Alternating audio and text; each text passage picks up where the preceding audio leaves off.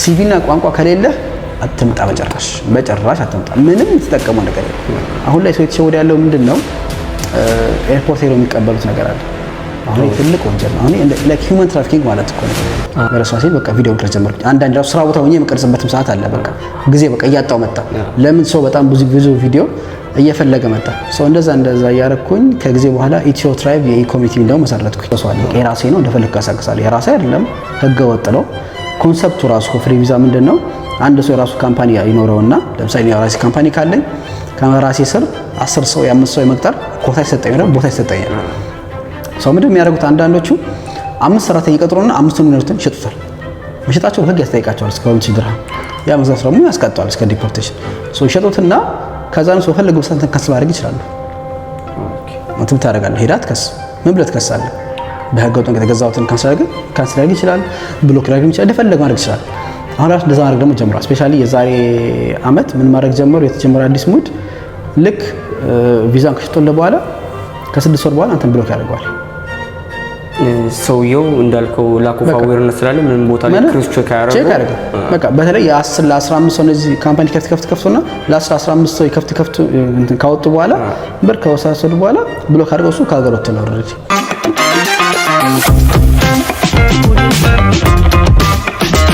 ሳውዲ ሪያድ ዋና ከተማ ሪያድ እዛ ነው የተወለድኩት።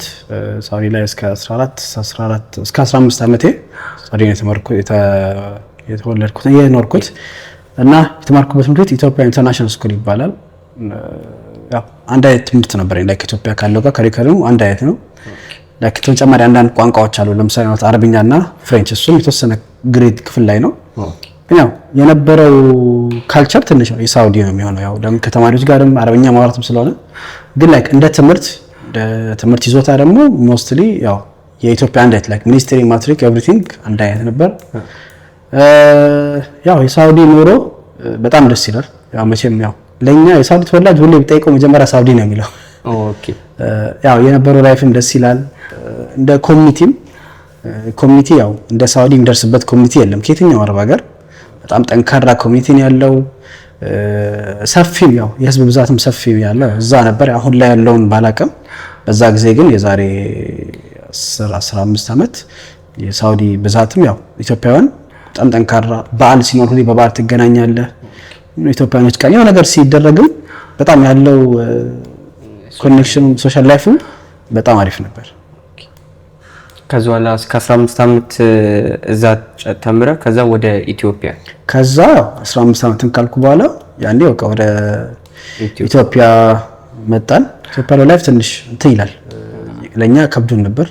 ከአየሩም ያው ምግብ ምናምንም አለ ያለመድከውም ሁሌ ምግብ ያው መብላትም ያው ትለምዳለህ። ከጊዜ በኋላ ያለውም ሁኔታም የመንገዱ ነገር ገር ያገባል። ታስብ ኢትዮጵያ ዛሬ ስንት ዓመት መስል እንደነበር ያ ነገር ይከብዳል።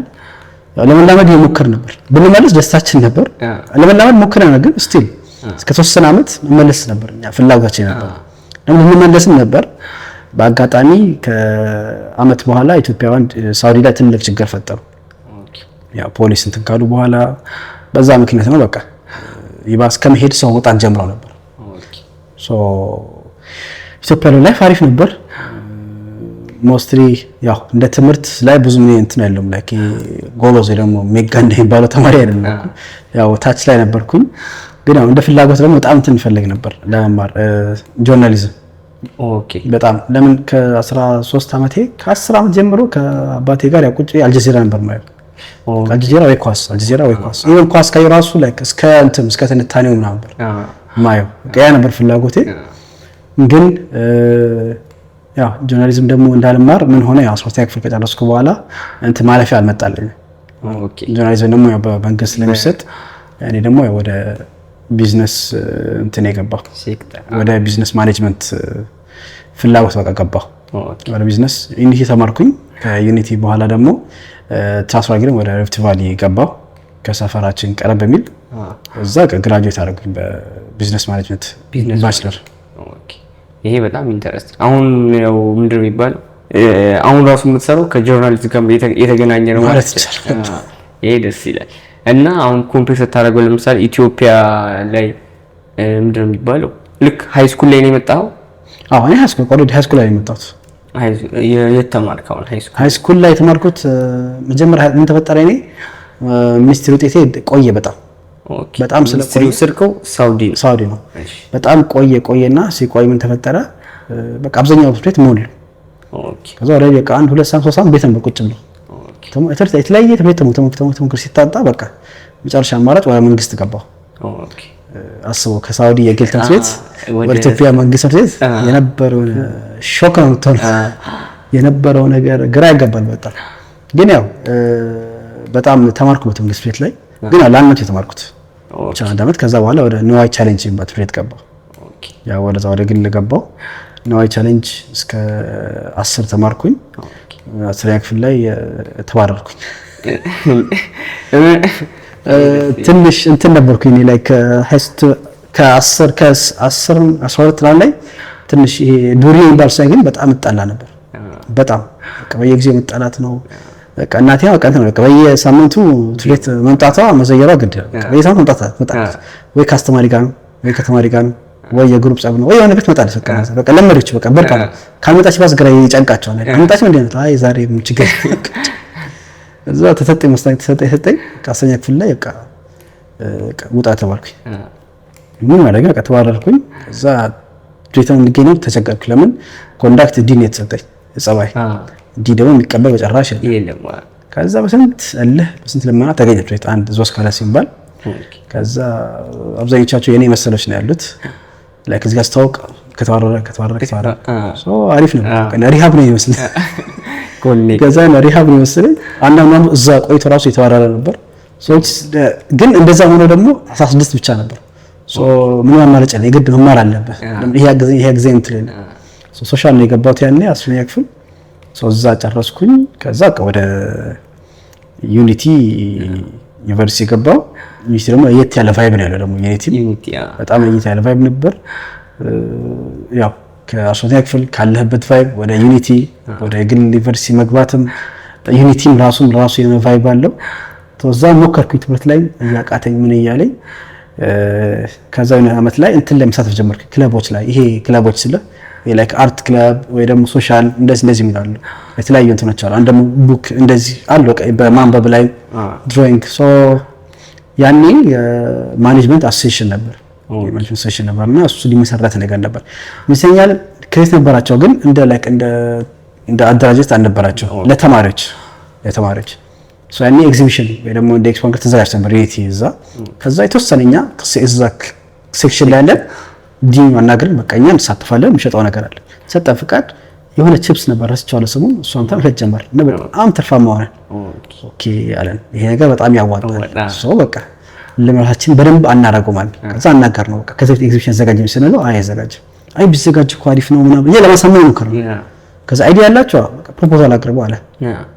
እኛ ግን አይዲያችን እኛ ቋራችን ትርፉን ፕሮፖዛል ስናቀርብ በቃ አሪፍ ነው እንደዚህ በቃ አሁን ምርጫ ይደረጋል። የማኔጅመንት አሶሲዬሽን ፕሬዝዳንት በቃ አንዳችሁ ይመረጣል እንትን ነው ይደረጋል። እኛ ሰው ሌላ ሀገር እሱ አሶሲዬሽን ውስጥ አስገባል። ከዛ ከማኔጅመንት 3 ሴክሽን ነበረ ተመረጠ። አንዳንድ ነው የተመረጥኩ እንደ ኖሚኒ ግን መመረጥ ያለበት ከ3.5 ወይ ደግሞ ጂፒኤ በጣም ጎበዝ ይሆናል። ጭራሽ ደግሞ የለውበት በቃ ነኝ ብዬ ነው የገባው። ሰው ደግሞ ስላየን በስልሱ ያለን ስላይ ብቻ ምክንያት ያስገባን። ግን ቼክ አላረገም ትዝም አላቅም ቼክ አላረገም። ከዛ በአጋጣሚ ተመረጥኩኝ። እኔ ስገባ ክላሱ ሁሉም ግራ ገባው። እንዴት ቆይ አለው አይደል እንትና ነገር መስፈርት አለው እኮ ነገር መስፈርቱ ግዴታ ነው። ግን እንደ ዲኑ ግን እንደዚህ ምን ይሻላል ላይ ጎበዝ ተማሪ ቢሆን ይሻላል ነበር። በቃ ተመረጥኩኝ። ተመረጥኩኝ። በቃ ግራ ሁሉም ሾክ ነው። በቃ ስጋ በቃ ፕሬዝዳንት ይባል ያኔ ከመጀመሪያ ተማሪዎች በማኔጅመንት አሶሲዬሽን ፕሬዝዳንት እኔ ነው የተመረጥኩት በዩኒቲ። በቃ ከዛ ቤት አስተማሪዎች ነበር ግን የተማሪዎች አልነበረም። በቃ በስቱደንት ዩኒየን ራሱ የሆነ ቦታም ተሰጠኝ ራሱ በቃ አሪፍ ለመስራት ይምከን አለበት። እየከበረ የመጣ ዩኒቲ ነው በጣም እየከበረ ብሩቅ ነው በጣም። እኔ ሰፈሬ ጋርመንት ነው እሱ ደግሞ ገርጂ ነው እና 2 ታክሲ ጀን ነው እኔ ላይክ ከዩኒቲ ከወጣው በኋላ ነው ቀጥታ የተጀመረ ታክሲ። እኔ ደግሞ አንነበርና ስቃይ ከቦይ ገና ገርጂ ተይላ እና ገና ከጋርመንት ገርጂ ከመና በጣም ከበደኝና ክላስ ላይም በጣም እንትን ስኮርም በጣም እየከበደ ሲጣ እዚህ ከተማርኩኝማ በ3 ዓመት ሳይሆን በ4 ዓመት ጨርሰውልኩኝ። ኦኬ ከዛ ጋር ቀረብ ፈለኩኝ ዩኒቨርሲቲ ሆፕ ይባል ነበር። ሆፕ ደግሞ ሞልቷል ተባልኩኝ። ላይክ መስገብ ለቡ ያለው ከዛ ቀያሚ አማራጭ በሪፍት ቫሊ ቀብ ነበር አዲስም ነበር እዛ ገባኝ እዛ ገብቼ በቃ እስጋር ሲሪየስ ትምህርት ያለ ትምህርት ጀመርኩኝ ከዛ እንትን ኮሌጅ ሳብኪ በቢዝነስ ማኔጅመንት ባችለር ባይሆን አሁን ስትጠራልኝ ዩኒቲ ሪፍት ቫሊ ምናምን አንተም ያው ታውቃቸዋለህ ጆኮቹን የሚያደርጉት እና ምንድነው ሪያሊቲው እሱማ በጣም ነው እንትን ዩኒቲ ወጣን በቃ ስል መጀመሪያ ለማንም አልተናገርኩም ወጣ እንደሆነ ከዛ ያው ካንስሌሽን ነበር ከዛ ዊዝድሮዋል ሞላውና ያው እንት ወጣው ለወጣ ስል የት የምትገባው ሪፍት ቫሊ ራይት ሳከፍ ከዛ አረ እና ምን ነገርኳቸው መውጣት የፈለኩት እኔ በቃ ቀርቤ ነው የፈለኩት እና ቀርቤ ሪፍት ቫሊ ሌላ የለም ሆፕ አለ አይደል ሆፕ አለ በቃ ሆፕለስ ስለሆንክ ነው ወደዛ ቫሊ በቃ ሆፕለስ ስለሆንክ ነው ያልኳቸው ብቻ እኔ ተመረቄ ባለቀ መጨረስ ፈለጋልኳቸው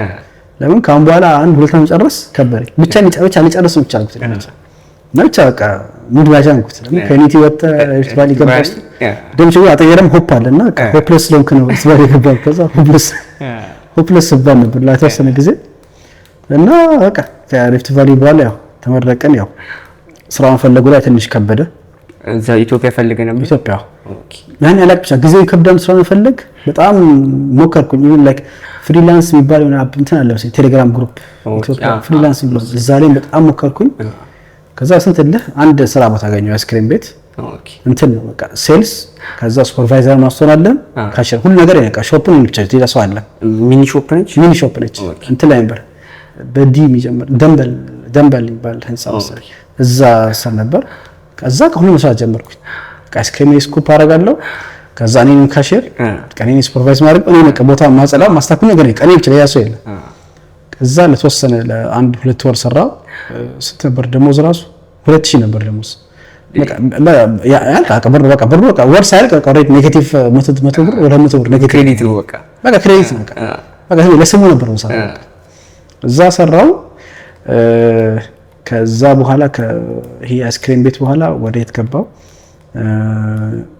ወደ ክፍለ ሀገር አባቴ እዛ ፋዘር እዛ ያለው እሱ እዛ እንደ ሆቴል ነገር አለ ትልቅ ሳይሆን ትንሽ ነው መካከለኛ ሆቴል ነገር አለ በቃ እዛ ሄጄ እንትን መስራት ጀመርኩ እንደ ኃላፊ አድርጎኝ በቃ ደንበኞች ሲመጡ አናገራቸዋለሁ በስልክ ሲደውሉ ስልክ ትላቸዋለሁ በስ እንትንም እያልኩኝ ለተወሰነ ጊዜ እዛ ሰራው ከዛ ጋሚ ወደ እንትን ተመለስኩ ወደ አዲስ አበባ ተመልሼ በቃ ለመሞከር አዲስ አበባ ድጋሚ ስራ እድል ያን አዲስ አበባ ይከብድ ነበር ስራ ማግኘት በጣም ይከብድ ነበር ያኔ ከዛ ከአንድ ጓደኛ ጋር እኩል ተመረቀ ነበር ከሪፍት ቫሊ ምን ያሰብን ለምን እዛ የነበርኩበት ክፍለ ሀገር ችግር አለ አልኩት ምንድነው ችግር የቋንቋ ችግር እሱንም ቋንቋ እናስተምር ማለት ነው ኦኬ እሱ አረብኛ እኔ እንግሊዝኛ እሱ ሳውዲ ተወላጅ ነው ኦኬ በቃ ስማማን ከዛ አክስቴ ትምህርት አላት እንትን ላይ ትምህርት አላት እሷ የልጆች በቃ ያንቺ ክላሶች እንያዛቸው ልክ ክላስ ካለቀ በኋላ ከሰዓት ተማሪዎች ከወጡ በኋላ ለምን እስከ ሁለተኛ ክፍል ብቻ ናቸው ብዙ ሰዓት አይማሩም በቃ ከነሱ ከወጡ በኋላ ደግሞ እኛ ቋንቋ እናስተምር በቃ ክፍለ ሀገር ሙሉ ስንዞር ነው በቃ ወረቀት እየበተርን ተጀመረ የለም መጨረሻ እዛ አሁን ላይ ሊሆን ይችላል ግን ያኔ ግን አልነበረም ሞክር እንደምን ብለን አገኘን 10-15 ልጆች መማር ይፈልጋሉ በቃ አገኘን ከዛ የተጀመረ ጊዜ ላይ እያስተማርን ነውና እሱ ነው ትምህርት ላይ በጣም እንትን ላይክ የወረድን ግን ቋንቋውም ስለምናውቀው ብቻ ቀናሰን በጣም ተዘጋጀን በቃ ቢያንስ አንዱ ሪሰርች እያደረገን እየጻፈን ማስተማር እንዳለብን ሌቭል 1 ሌቭል 2 እያለ ከዛ ያሰማን መሀል ላይ ይሁን ድምጽ ሲጮህ ሰማሁ ከዛ ሰማለሁ ቲሸርት ሲሉት ሰማሁ እና የሌለ ሳኩኝ እና ከክላስ ወጣ ለሱ ወጥቶ ይሳቃ አያስ ለቲቸር ምን ባል ሰዎች አይደለም ቲሸርት ሲባል ሰማኝ ወጣለሁ ከበር እሱ ወጥቶ ቾክ ይዞ ይሳቃል ከእኔ ሰም ድጋሚ ገባን ነገር ከዛ መሀል ልጆች ያስቸግሩናል በጣም ማስማር ተንልሶችም ነበርና ያስቸግሩናል ከዛ ለመጣት እንሞክራለን ተንበርከክላቸው ከዛ እሰስ ጊዜ አስተማርን አስብቻ ደግሞ ምን ሆነብን ከዛ በኋላ አንድ አስተማሪ ልጆች እንመዘጋብለው ቃል ገብተን ነበር ቃል ትላልቅ ሰዎችም እሺ ነበር ቀርበን 3 ወር ሙሉ አስሮች ብቻ ያስተማርነው ስንት ነው ስለ 3 ወር የተቀበልነው ኦልሞስት ወደ 3000 ብቻ ነበር በጣም ትንሽ በቃ የደረሰ ራሱ ትንሽ ነበር ይሁን 1000 ራሱ አይሞላም ቮለንተሪ አክቲቪቲ ባለው በቃ እኛ ቮለንተኛ በትንሽ ጀምረን ለማደግ ነበር ስናይ መጨረሻ ክላይንት ልናገኝ አልቻልንም በቃ ወደ አዲስ አበባችን ተመለስን እሱ እንትን የሆነ ቤት የሆነ ስራ ቦታ እንደ ሹፌር ገባ የሆነ እንደ ዳቦ ማምረቻ ቦታ ነው ባለቤቱ ግን አረብ ነው ባለቤቱ ከዛ እኔም እንደምን ብሎ እሱ አገኘልኝ እዛ ስራ ሰውየው በቃ እንግባለኝ እንደ ሱፐርቫይዘር እንደዛ ነገር በቃ እሱ ያገር ሱፐርቫይዘር ሆነን እንደ ሴልስም ሆኜ እኔ እሱ ቤቲንግ ቦታ ሲሄድ እኔ ከሱ ጋር መኪና ውስጥ ሆኜ በቃ ዳቦ መሸጥ ሆነ ስራችን እናካፍላለን። ሞር ክላይንት እንፈልጋለን፣ ሞር ምግብ ቤቶች እንፈልጋለን፣ ካፌዎች እንፈልጋለን፣ ዳቦ እናካፍላቸዋለን። ጧጧታ በቃ ብዙ ከስተመር አለን። ከዛ በቃ እንደዛ እያደረግን የተወሰነ ጊዜ እየሰራን ወር ባሞላ ጊዜ ምን ተፈጠረ?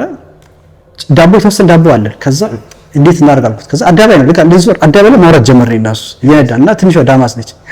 ከዛ እስኪ ወደዛ ወደ ሀና ማርያም ባስባር እዛ እንሂድ አልኩት። ከዛ አዳባይ ዞሮ ማለት ሲመለስ ሲመስራት መጣና ከጀርባ ገጨን።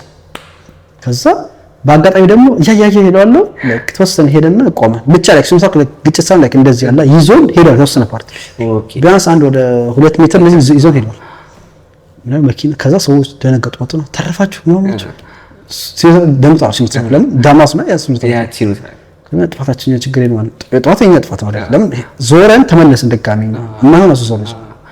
ከዛ መሳለን አረቡ ጮኸብን። ከዛ ያጫውኩት እንዴት ነው እኛስ ብንሞት ሳልኩት እንዴት እኛስ መኪና እንዴት አድርገን እንደዚህ። ከዛ በቃ ልጁ በቃ በዛው ወጣ። እኔ ከጊዜ በኋላ በጣም ሰራተኞች ሲናገር አየሁት ነው ሲሳደባቸው ምን ሲላቸው። ከዛ ገርቱ ሀገራችን ኢትዮጵያ ነው ያለው እንደዚህ መናገራችን ማለት ነው። ተጣላሁትና ከሱ ጋር በቃ ወጣው። ከዛ እንትን ማሰብ ጀመርኩኝ በቃ በጣም ዳቦ ሳይ ዳቦ ቤት ቢከፍተስ በሸጠስ ምናምን ቢሆን በጣም ምን ያህል እንደሚተርፍ አየሁ። እሱ አይሰራም ግን በደንብ ግን በጣም እንደሚሰራበት አየሁ። ምን ያህል ፍላጎት ነው ያለው። ከዛ እኔ አክስቴ ልጅና አንድ ጓደኛዬ ጋር አስበን በቃ እንክፈታል። ግን ደግሞ ግን መጀመሪያ ላይ ላይክ ተቀብለን እንሸጥ ከዳቦ ቤት በብዛት እንቀበልና ሾፕ ትንሽ ከፍተን እንሸጥ። በጣም ስራ ሳይልኝ በቃ እኔ ቁጭ ብዬ መሸጥ ጀመርኩኝ። እየተሸጠ አሪፍ ይሄድ ነበር። ግን ስናየው የቤት ኪራይ ይከፍላል ግን ለሶስታችን የሚበቃ ብር ደግሞ እየደረሰን አይደለም እና ያወጣውን ወጪ ሊመልስልን አልቻለም። በቃ እንዋለን። እኔ የጧት እየሄድኩኝ ዳቦን ይዤ እመጣለሁ። ከዛ ሞክራለሁ ብዙ ነው አልቻለም። ከዛ አጋጣሚ በዛ ሰዓት ላይ ሲስተር ደወለችልኝና እንደዚህ የሆነ ኤጀንሲ አለ እንደዚህ እና ሰራተኛ ይፈልጋሉ ግን በጣም ኮምፒውተር የሚችል እንደዛ ነው አይቲ ነው ሪኳየርመንቱ። አረ ይችላል አልኩ ችግር የለም አልኩ። ከዛ እናገርኳቸው ሄድኩኝ በቃ ችግር የለም በቃ ቀጥታ እንጀምራለን አሉ። እሺ አልኩ። ከዛ አንተ ለጓደኛዬ እንትን ነገርኩት። ኦሬዲ ዘጋ ያሰብን ነበር በቃ እንስከው እኔም ስላግኝቻለሁ በቃ እንስከው ዘጋ ነው። እቃውን ምሸጥ ነው ምን ዲስፕሌይ ነገር ነበር እቃውን ሸጥ ነው። እዛ ጀመርኩኝ። እዛው ቃሊፍ እየሰራው አለበት አንድ አይ ቲንክ አንድ አመት እንደዚህ እየሰራው አለበት። ሌላ ኦፈር አገኘው። እዛ አመት ኤጀንሲ ጀመርኩ። አንድ አመት ኦፈር አገኘው። ኤችአር ኦፈር አገኘው። የሆነ የአግሪካልቸር ካምፓኒ ነው እዚህ ወደ አትላስ ወደ ቦሌ አካባቢ። ከዛ ወደዛ ሄድኩኝ። ወደዛ ስራ እንደገባው ደግሞ ደሞዝ በጣም አሪፍ ነው። ችግሩ ምንድነው ደሞዝ አይ ቲንክ ወደ 10 ሺህ መሰለኝ። ችግሩ ምንድነው ደሞዝ ቢገባ በ15 እና በ20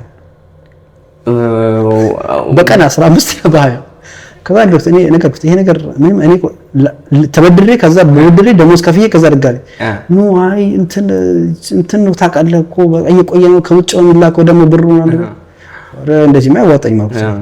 ከዛ እንደዛ አቆምኩኝ በራሱ በዚህ ኤጀንሲ ራሱ ስራ አገኘው ደግሞ በተሻለ ደሞዝ።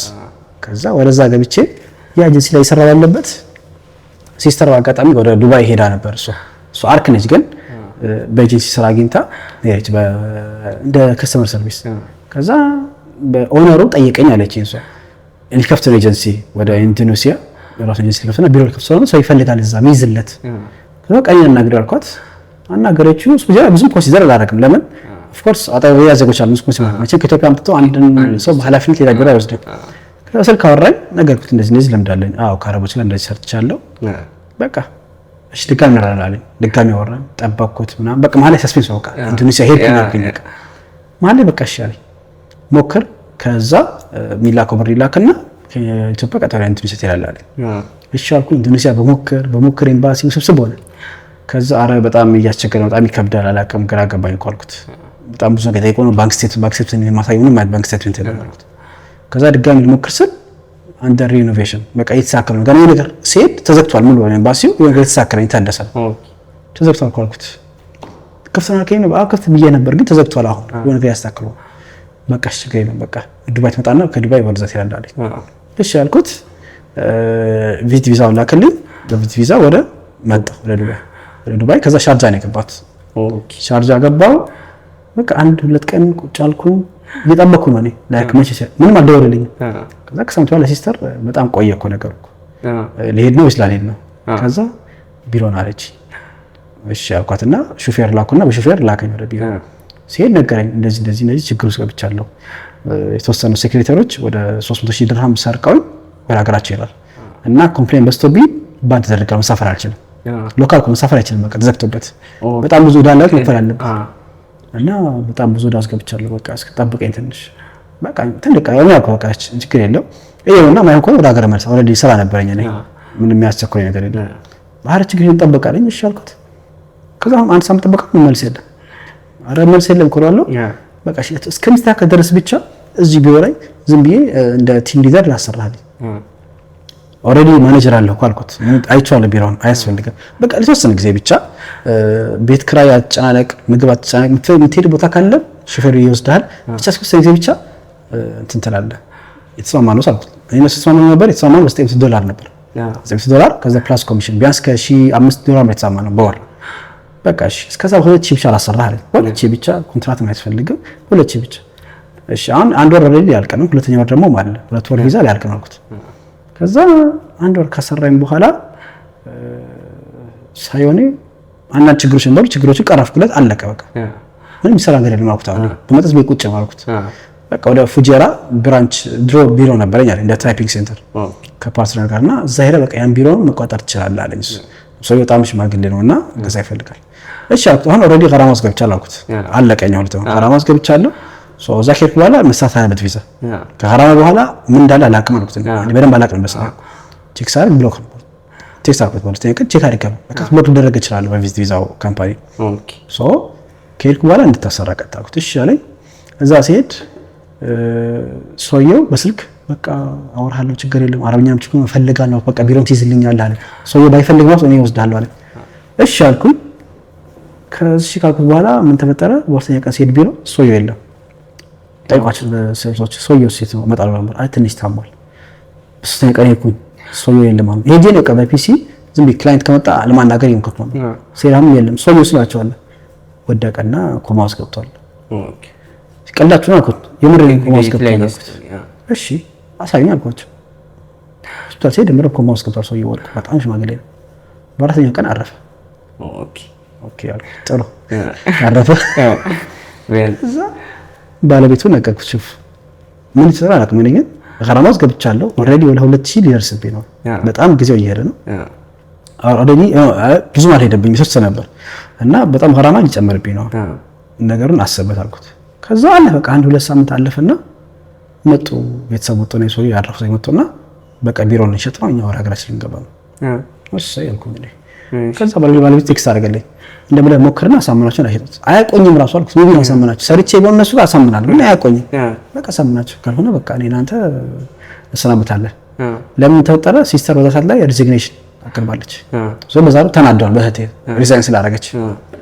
ሶ ሰምናወታ ላይክ ወይ ሳዲ ቀጣይ ጋር ወይ አንቺ ሪዚግኔሽን ታቆም መቀጠል ትችላለሽ ወይ ደግሞ 14 ምዕራፍ ቃል አልሰራለትም ለሰራዲ ከነዛ ታላ ነው ኦሬዲ ቀራማይ ወደ 2,000 ምናምን ገብቷል።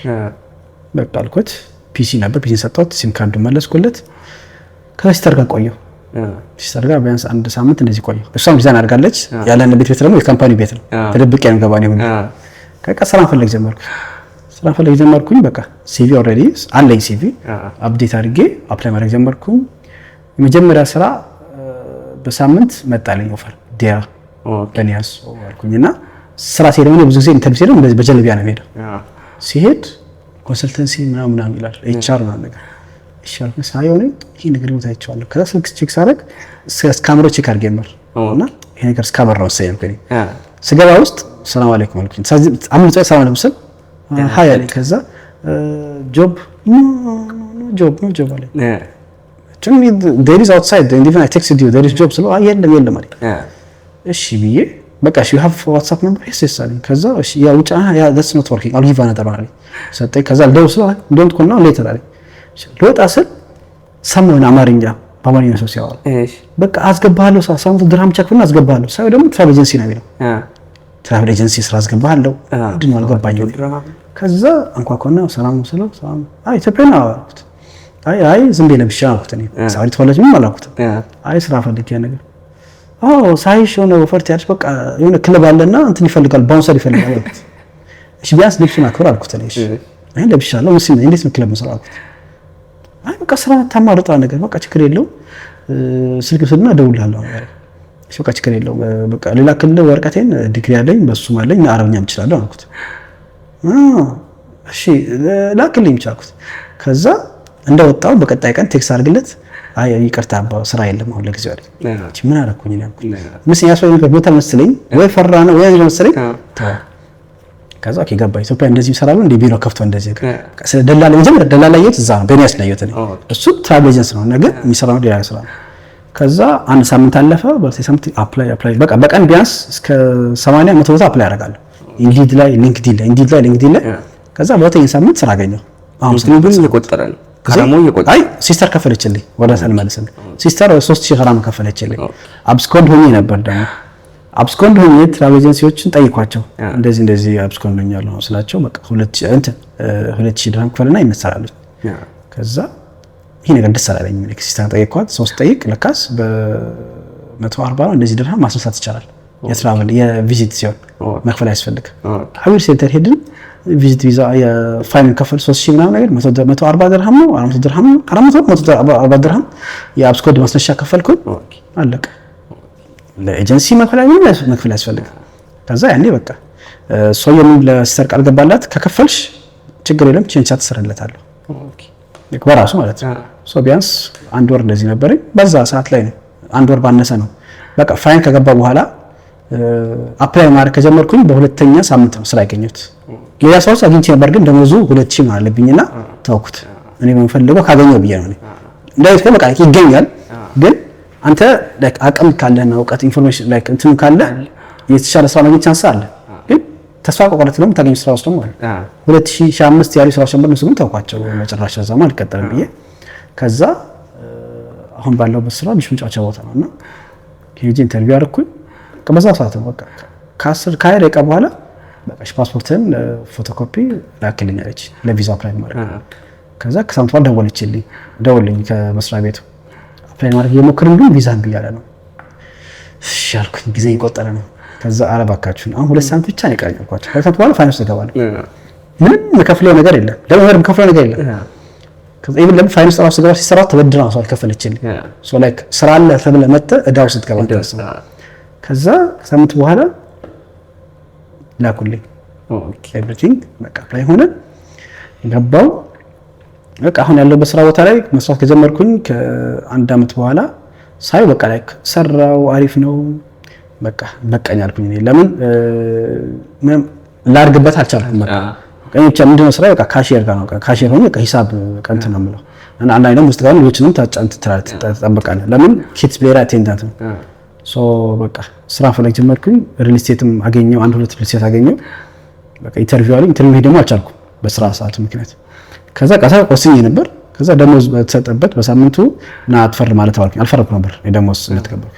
ከፈረምኩ በኋላ ከቀዳ ሰምቷል ልብስን ቀይር አለች ማለት ነው። ልብስን ቀይር ለምንድን ነው ልብስን ቀይር? ፕሮሞት ሆናል ቲም ሊደር ሆናል አለች። ቲም ሊደር ሆናል አለች። እሺ ለምን ይሄ የልብስ መጫወቻ ቦታ ላይ ኢትዮጵያውያን ከፖዚሽን በላይ መስራት ይችላል ግን የሰራ የለም። በቃ ከስተመር ሰርቪስ ለ5 ዓመት ለ6 ዓመት ቢሰራ ነው እንጂ ከዛ ውጭ እና ነገር የተወሰነ ዜጎች ናቸው እዚህ ስራ ላይ ብዙ ላይ የሚሰሩት ይሄ ፊልድ ላይ ወይ ደግሞ ይሄ እንትን ላይ ፖዚሽን ላይ። ከዛ እሺ አልኩኝ ወጣው ደንግጫለሁ። ከዛ ኢማጂን ኢቭን የኔ ኃላፊ ራሱ አታውቅም ማኔጀር ራሱ አታውቅም ፕሮሞት እንደሆንኩኝ የነገረኝ ነገር ባለቤት ነገረች ስነገራት እንትን እሺ ቆይና ምንድነው አየች ማለት ምንድነው ፊት ስትለኝ ኖ አይ ሃቭ ቢን ፕሮሞትድ ትላታለህ ሄደች ከተው ወደ ቢሮ ወይኔ ከዛ የደረሰብኝ ጫና ከዛ የነበረው ሰፖርት ላይክ ነው ማለት ከዛ የደረሰብኝ ጫና በቃ እንዳልከው ቅድም ያነሳው ኤግዛምፕል ነው። ሰው ሁሉ በቃ ሊስብ ከየት ማንም ሰው እንደምን አልቆጠረኝም። ሰራ ባልሰራ ይቆጣሃል ነው እንጂ ግን ምንም የኔን ቦታ ይፈልግ ሰው አንድም ሰው ነበር።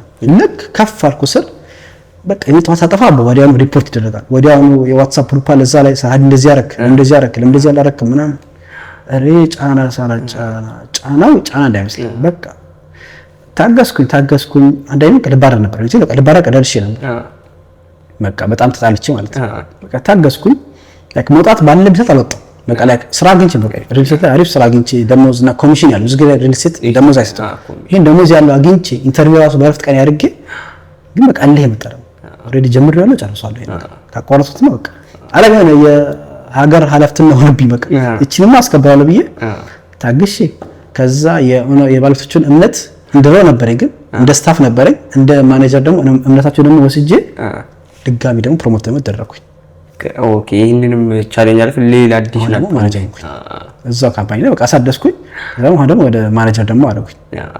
በቃ አሁን ላይ በቃ መሆን ያለብኝን ፓርት በሆንኩ ይመስለኛል። ግን ስቲል ብዙ ስትራግል አለ ኢንሻአላህ እናያለን። ይሄ በጣም ደስ ይላል። በጣም መጠየቅ የፈለኩት ስለ ኢትዮጵያ ልንመለስ ነውና ስለ ኢትዮጵያ ስለ ስራ ምናምን ስታነሳ በጣም ፋሲኔቲንግ የሆኑት ማለት ነው። ከሳውዲ መጣው ብለሃቸው አረብኛ ቋንቋ እንደምትችል ያወቅ እንዴት ስራ ለማግኘት ከበደ ብዬ ኢትዮጵያ ላይ ያኔ የሆነ ነገር ስትሞክር አላቅም ያኔ ይመስለኛል በዛ ሰዓት ላይ የዛሬ 6-7 ዓመት አብዛኛው ሰዓት ላይ አብዛኛው በዘመድ መሰለኝ የሚቀጠሩት ለምን ካንተ ልምድ ያን ነው ወይ ደግሞ ካንተ አነስ ያለ ትምህርት ያለው ስትሰማ በ5,000-6,000 ብር ሲቀጣ ታያለ። አንተን ከሱ ላይ ተመረገ የሚመጣለው ኦፈር 2,000-3,000 ብር ነው እና ያኔ በጣም ግራ ገባኝ። ግን ከጊዜ በኋላ እዚህ መጣ በኋላ ቼክ እንዳደረኩት ከሆነ የነበረው ችግር ምንድን ነበር? ሲቪ ነበር። ፕሮፐር ሲቪ አልነበረኝም። እኛ ሲቪያችንን በፎቶ እናሳምራለን በከለር ምናምን አይደለም። ሰው ይፈልገው ኢንፎርሜሽን ነው የፈለገው። ኤክስፒሪየንስ የለንም። ምንድነው አብዛኛው ዜጋ በተለይ እኔ ጋር አሁን የኔ ኃላፊና የምትሰራው ከ12 ክፍል በኋላ ብዙ የተማረችው ኮርሶች አሉ። ኢቨን ትምህርታቸው ካሊኩለም ራሱ ሙያ ይማራሉ። ያ ደግሞ የለንም መማር ብቻ ነው። እኔ ስመረቅ በቃ ትምህርት ብቻ ነው፣ ሌላ ነገር የለም። ምንም የስራ ልምድ የለም፣ ምንም አይነት ኤክስፒሪየንስ የለንም እና በባዶ ኤክስፒሪየንስ ነው። ምንም የማቀርበው እንትን የለም። የኢንተርቪው ብቃታችን ደግሞ የወረደ ነው። ሲቪ ደግሞ በጣም የወረደ ነው እና ከዚያ ላይ ሳሳቱ ምንድነው ያስተዋልኩት ነገር ለዛ ጊዜ መቸገሬ ፕሮፐር ሲቪ የለኝም። እንዴት ኢንተርቪው መደረግ እንዳለበት ማላቅ አይደለም። ኤክስፒሪየንስ ነው ጀስት አስ ኤክስፒሪየንስ ጀስት እንደያየው ነገር ደግሞ የለም።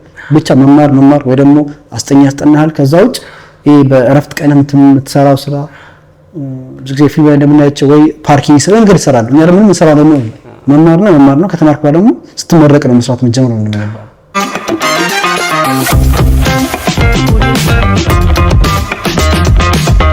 ቪአይፒ ኢቨንትስ እንደምታውቁት ያው በሚስተር ሜክ ወይ ደግሞ አቶ ሜክ በኮፋውንደርና ሲኦ ከሱ ጋር አንድ ላይ የጀመርነው አዲስ የጀመርነው ሰርቪስ አለ።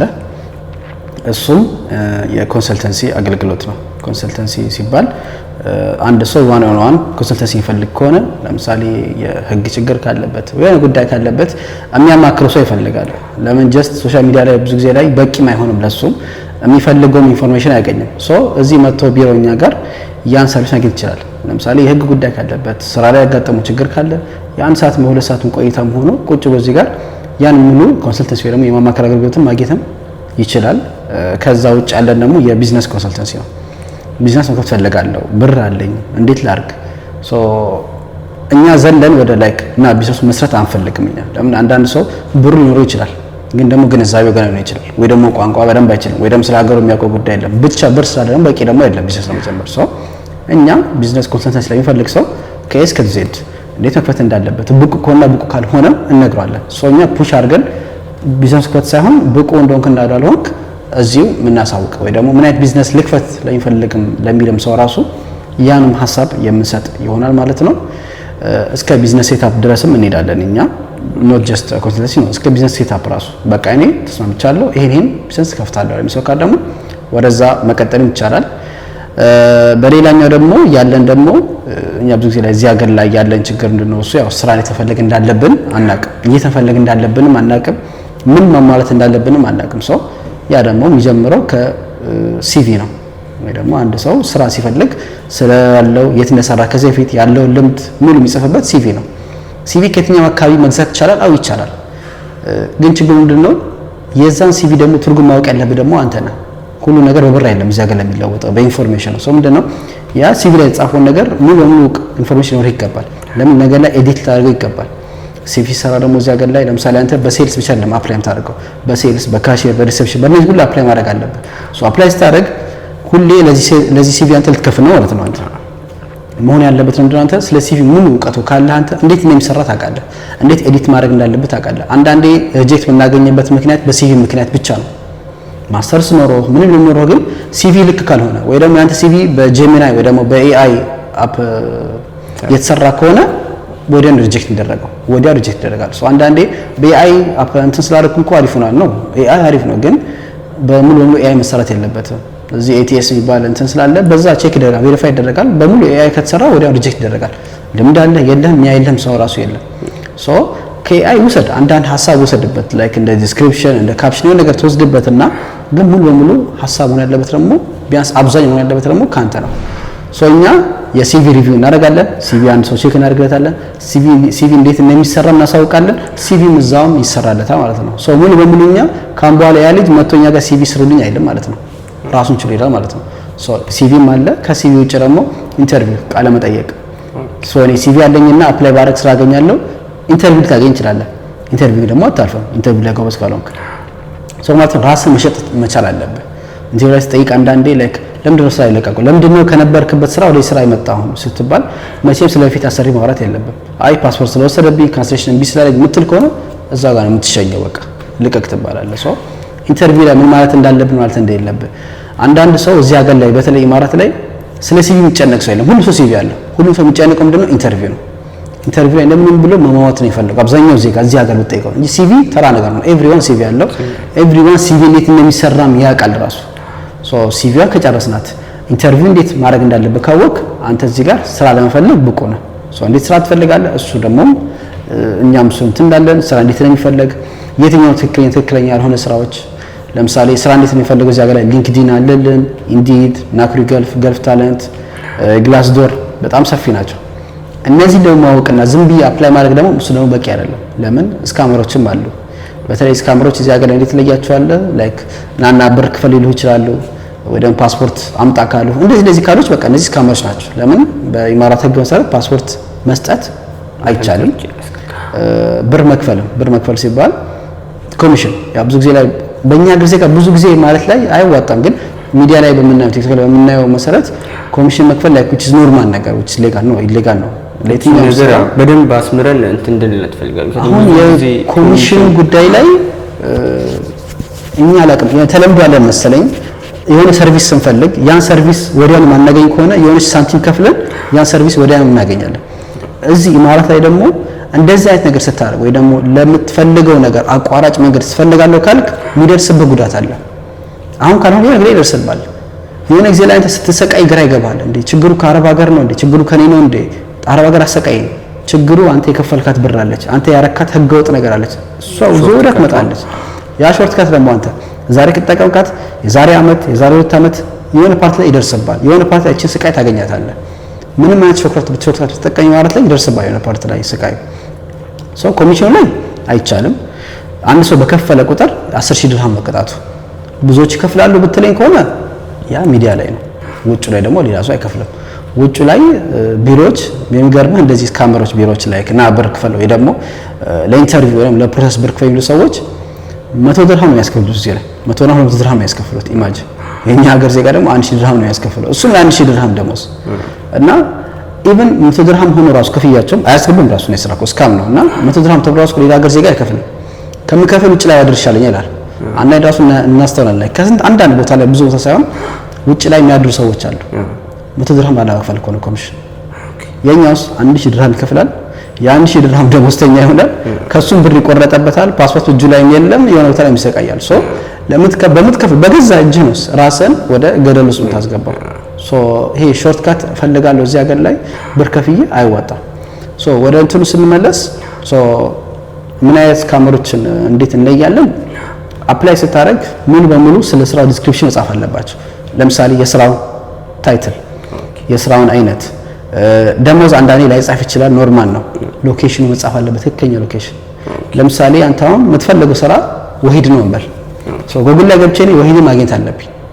አይ ነው ወሂድ ጉግል ላይ ስለሌለ እንትን ጋር ሜትሮ ጋር ጠፍ ብለህ እንትን ቢሮ ሶስተኛው እንትን ብለህ እንትን ውስብስብ ከሆነ ስካመር ነው።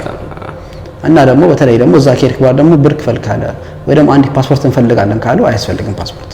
ፓስፖርት ከአንተ ውጭ የትም ቦታ ያስፈልግ ምናልባት ለሕክምና ምናምን ከተጠየቅ ነው እንጂ ቪዛ በሚሰራበት ሰዓት ከዛ ውጭ አሰሪህ ከሶፍት ኮፒ ውጭ አይጠይቅም። ሶፍት ኮፒ ራሱ አትጠይቅም ብዙ ጊዜ ላይ ስፔሻሊ አፕላይ በምታደርግበት ሰዓት ላይ የሚያዩት ነገር የለም። ቼክ ማድረግ ከፈለጉ የአገልግሎት ጊዜ ትነግራቸው ይችላል ነው ከ6 ወር በላይ ያለው ማለት ሶ በዚህ መልኩ ትለያለህ። ያው ሰፊ ነው ስካመሮችን ለመለየት ሶ ሲቪ እንዴት ነው ኢንተርቪው ማድረግ እንዳለበት እና ደግሞ ስራ የተፈለገ እንዳለበት ሶ ይሄ 3 ሰርቪሶች ነው ያሉት። አንደኛው ሰርቪስ እንዳልኩ ጀነራል ኮንሰልተንሲ፣ ቢዝነስ ኮንሰልተንሲ እና ደግሞ ሲቪ ሪቪው። በሌላኛው ደግሞ ያለን ደግሞ ያው ይሄን ሁላ ነገር የሚያሟላው ደግሞ ይሄ ሁላ ነገር ቤዝ እንዲዝ የሚያደርገው ደግሞ ምንድነው ቋንቋ ነው። አንድ ሰው ቋንቋ ከሌለው ሲቪ ቢሰራለት ምንም ቢሰራለት ኢንተርቪው ራሱ በምን ቋንቋ ያደርጋል? ቋንቋ ነውና የእንግሊዝኛም ቋንቋ እና ደግሞ የአረብኛም ቋንቋ እሱም የማሰልጠን ወይ ደግሞ የትሬኒንግ ሰርቪስ እኛ ጋርም አለ። ለዚህ ሁላ ነገር ደግሞ ባለሙያ ደግሞ አለው። ለምሳሌ እኔ ቁጭ ብዬ እዚህ ጋር ስለ ህግ ወይ ደግሞ ሰፋ ያለ ስለ ህግ ልነግርህ አልችልም። የህግ ባለሙያ ስላልሆንኩኝ ሺት ልሰጥህ እችላለሁ በማውቀው ደረጃ። ለእነዚህ ሁላ ነገር የባለሙያ ያላቸው በቋንቋው በሲቪ ዙሪያም በኮንሰልተንሲ ደግሞ ኢቭን በህክምና መጥቶ መስራት የሚፈልግ ሰዎች ካሉ ራሱ በህክምና ስራ እንደሚፈልግ ምን ማለት እንዳለበት ኮንሰልት የሚያደርግ ደግሞ የህክምና ባለሙያዎችም አሉ ማለት ነው። ሶ ይሄን ነው አሁን ከኢትዮ ቪአይፒ ኢቨንትስ ጋር ወይ ደግሞ ከሚስተር ሜግ ያው ሚስተር ሜግ በጣም እንደኛ ለወጣቶች ዛገና ሮል ሞዴላችን ነው። ያው ብዙ ችግሩ ምንድነው ቲክቶክ ላይ ለኛ ሮል ሞዴል የምንላቸው ሰዎች አይወጡም። ሶሻል ሚዲያ ስለማይወጡ እኛ ሶሻል ሚዲያ በምናየው ነው አረብ ሀገር ያን ይመስለኛ። ያ ደግሞ አይደለም። ሶሻል ሚዲያ እኛን አይወክለንም። በተለይ ኢማራት ላለን ሰዎች ያ ጀስት ያለ ነገር ነው እና እንዳልከው ምንድነው የሚባለው ማያጠግብ እንጀራ ከምጣዱ ያስታውቃል ይባላል። እና እንዳልከው ብዙ ስካመሮችን መለያ ብዙ አይነት መንገዶች አሉና እንዲሰመርበት የምፈልገው ነገር ኮሚሽን የምትጠይቁም የምትከፍሉም ሰዎች በህግ ኢሌጋል እንደሆነ እስከ 10,000 ድርሃም ሊያስቀጣ እንደሚችል መክፈልም ማስከፈልም ማለት ነው። እና እንዳልከው ለምትሰጧቸው አሁን ኢትዮ ቪአይፒ ሰርቪሶች ስመጣ ቲክቶክን እያየው ነበርና አንድ ሰው ብቁ እንዲሆን ሙሉ ትሬኒንግ ትሰጣላችሁ እንጂ ይሄ ኢትዮ ቪአይፒ ኢቨንት ስራ አያስቀጥም ነው። አሁን ከሁለት ጋር ኢትዮ ቪአይፒ ኢቨንትስ እና ከኒው ጋር ካምፓኒ ጋር ከኔክስት ዌቭ ጋር አንድ ላይ በሚሰራው ላይ ስራ ማስቀጠል ላይ የለበትም። እኛ ምንድነው እኛ አንቲ ስካመሮች ነን ወይ ደግሞ ይሄ ነገር ላይ እኛ ጭራሽ ሰው በቃ እንዲነቃ ነው ፈልገው በቃ ሰው እንዲያውቅ ነው በቃ ሰው አውቆ ራሱን ችሎ ስራ እንዲፈልግ ነው። ለምን ብር ከፍለህም ስራ ልታገኝ አልቻልክም። ኮሚሽን ከፍለህም ስራ ልታገኝ አልቻልክም። ሶ ምንድነው ችግሩ? አንተ እንደ ግለሰብ እኮ ልትረዳ ይገባል እኮ ያን ሁላ ብር ከፍለህ ስራ ያላገኘህ እኛ በቪዚት መተን ካንተ ምናልባት ሩብ ነው ያልከፈልነው እኮ። ለምን ሰው እኮ እስከ ግማሽ ሚሊዮን ብር ከፍለህ እኮ ነው ከዛ ኮንስትራክሽን እየገባ ያለው። እሱም አቅም ኖሮት እኮ ነው ለ10 ዓመታት እኮ ይችላል እኮ። ሶ እኛ በቪዚት መተን ስራ የምናገኝ ከሆነ ይሄ ራሱ መጠየቅ አለብህ እኮ ጥያቄ እኮ። እንዴት ነው አንተ በቪዚት መተህ ስራ ያገኘው? እንዴት ነው እኔ በእንትን ከፍዬ ስራ ያላገኘው? መጠየቅ አለብህ እኮ። እኔ ያለኝ ቋንቋ ነው፣ እኔ ያለኝ ኢንፎርሜሽን፣ እኔ ያለኝ ግንዛቤ ነው። አንተ ያ ነገር እኮ አለህ እኮ ሊኖር ይችላል እኮ ሶሻል ኖሮት እኮ የገባ ሰው እኮ አለ እኮ። ቋንቋ ኖረኝ እኮ ኮንስትራክሽን የገባሁት እንዴ እኔ ችግር ምንድነው? ግንዛቤ። ሶ ጀስት ኤጁኬሽን ዊዛውት ግንዛቤ አይሆንም መጨረሻ። አንዳንድ ሰው እኮ ተምሮም ዲግሪ ኖሮትም እኮ ይገባል ኮንስትራክሽን እኮ። ይሄ እኮ እንደዚህ ቀን ያሳፍራል እኮ። አንተ ያን ሁላ ዓመት ተምረህ ተው ዲግሪ እንዴት ነው አንተ እስከ 12ኛ ክፍል ተምረህ ኮንስትራክሽን ገብተህ ከኢትዮጵያ በቃ ተምተህ ኮንስትራክሽን የምትገባው? ኖስ አያሳፍርም። ስራው እኮ ያሳፍራል ያልኩህ አይደለም። ይሄ ግን ማንነት አይደለም። ኮንስትራክሽን የቤት ሰራተኝነት ወይ ደግሞ ሃውስ ሜድ ስራ ናቸው፣ ይከበራሉ። ስራ ከመፍታት ይሻላል። ግን ደግሞ ይሄ ነው ማንነታችን ደግሞ አይደለም። ሁሌ የምትሰራው ስራ የለም። ይሄ በቃ ለተወሰነ ጊዜ ወይ ደግሞ ስራ አጥተህ ልትገባበት የምችለው አይነት ስራ ነው። ግን ከኢትዮጵያ ቀጥታ ግን አፕላይ አድርገህበት በኮንስትራክሽን አይገባም በጭራሽ። ሃውስ ሜድነት ግን ኖርማል ነው። ለምን እድገት ይገኝበታል። ኩክ ትሆናለች፣ ሼፍ ትሆናለች፣ ፐርሰናል ድራይቨር ትሆናለች፣ ድራይቨር ትሆናለች። ሴቶች ለነሱ ኦፖርቹኒቲ ሰፊ ነው። ቢያንስ በዛ ፊልድ ላይ አድጋበት የሆነ ግዴታ ልትወጣ ትችላለች። ኮንስትራክሽን ምን ጋር ነው የምትይዝበት? ምንም የምትይዝበት ነገር የለም። ለምን ፎርማን ሆናለሁ ማኔጀር ሆናለሁ የሚለኝ ሰው የለም። የዛን ፍላጎትም የለም። ሞክሬያለሁ፣ ጠይቄያለሁ። ለምን እንትን አትሆንም? አያንፈልግም። ሶ አትሆንበትም። በቃ ሶ እድገት ማታገኝበት ሌቭል 1 ሌቭል 2 የሌለበትን ስራ አንተ ምን ብለህ የምትገባበት? አንተ አማራጭ አጥቼ ነው የሚለው ሰው ምን አይነት ሰው ነው? እዚህ መጥቶ ስራ ፈልጎ ስራ አጥቶ ከዛ በቃ ተስፋ ሲቆርጥ እንደ አማራጭ ሊያገኘው እሺ። ግን ደግሞ እንደ አማራጭ ራሱ ደግሞ እሱ አይደለም። ለምን እዚህ ሀገር ላይ ልምድ የሌለው ሰው ቋንቋ በደንብ ለማይችል ሰው ኮንስትራክሽን ለማማራጭ ዲሽ ዋሸር አለ፣ ቃጣቢነት፣ ኦፊስ ቦይ አለ እና ደግሞ ዌተርም አለ። አንዳንድ ካፌዎች አሉ ላይክ ብዙም ቋንቋ የማይጠይቁ አሉ እንደ ዌተር። ግን ያው ቋንቋ ቢኖር ደግሞ ይሻላል። ግን ዲሽ ዋሸር አሁን ለምሳሌ ቋንቋ ብዙ ጊዜ አይጠይቁ። ኦፊስ ቦይ፣ ኦፊስ ላይ ተላላኪ፣ ይሄን ወረቀት ኮፒ አድርግ፣ ይሄን ፕሪንት አድርግ፣ ብዙ ነገር ትለምድበታለህ። የቢሮ አሰራር ትለምድበታለህ፣ ቋንቋ ትለምድበታለህ። ዲሽ ዋሸር ከዲሽ ዋሸር ተነስቶ አንድ አለ አስታወስከኝ። እኔ በምሰራበት ካምፓኒ ላይ እንትን ነበር፣ ክሊነር ነበር፣ ጀስት ክሊነር ነበር እና ከዛ ዱባይ ከመጣን 2 አመት ነው 3 አመት ነበር እና ከዛ ያው ሪዛይን ከማድረግ በፊት አፍሪካዊ ነው። ሪዛይን ከማድረግ በፊት ስራ ፈለግ ሞከረ፣ ጠየቀኝ፣ እንዴት ስራ ልፈልግ፣ እንዴት ላርግ። ከዛ እንደዚህ ሞክራኩኝ አጣበቃ። ከዛ ሪዛይን ለማድረግ ፈልጎ ስራ ስላጣ ተው ሪዚግኔሽን። ከዛ ሌላ ካምፓኒ ደግሞ ተላከ፣ ሆነ ሌላ ካፌ ተላከ። ካፌ ላይ እዛ ያው እንደ በሶስተኛ ፓርቲ ወይ ደግሞ በሰፕላየር ስለመጣ መጥረግና ሞልወል ነው፣ በቃ ላይክ ጀስት ክሊኒንግ። በሚሰራበት ካፌ ላይ ሪዛይን ካደረገ በኋላ በሚሰራበት ካፌ ላይ ዲሽ ዋሸር ሆኖ ተቀጠረ።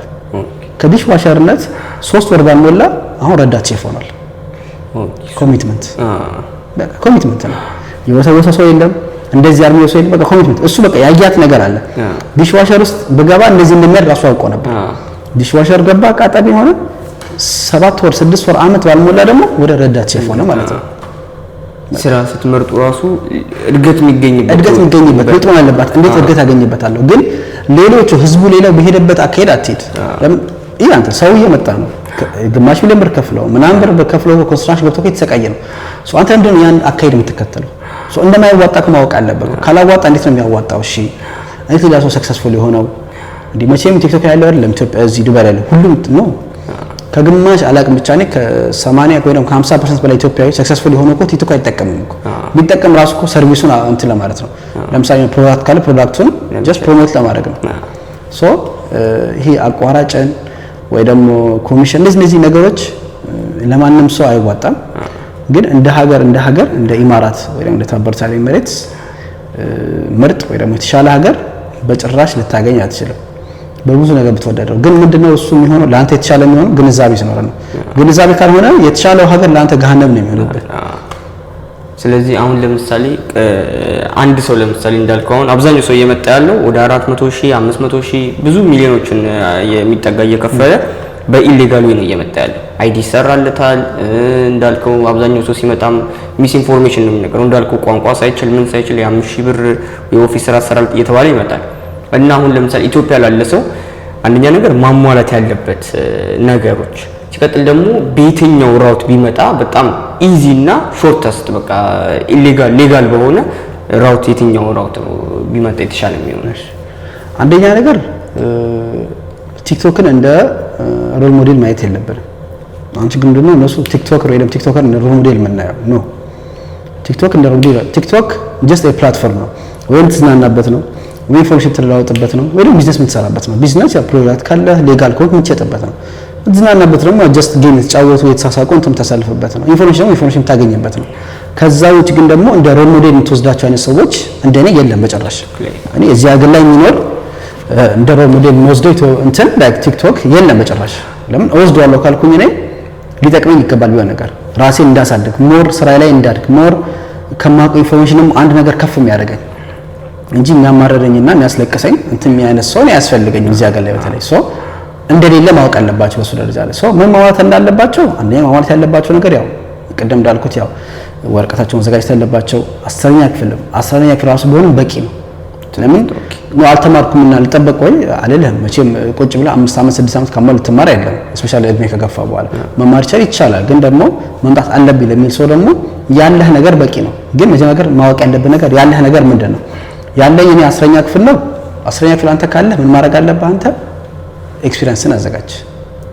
ካለ ካምፓኒ ከሆነ ኤክስፒሪየንስን ማጽፍ ከቻልክ፣ ቋንቋ ከሆነ ደግሞ ቋንቋን ለመማር ሞክር። ሞር ቋንቋ ትማራለህ። ሲቪያችንን ከሆነ ደግሞ ሲቪንም አሟላ።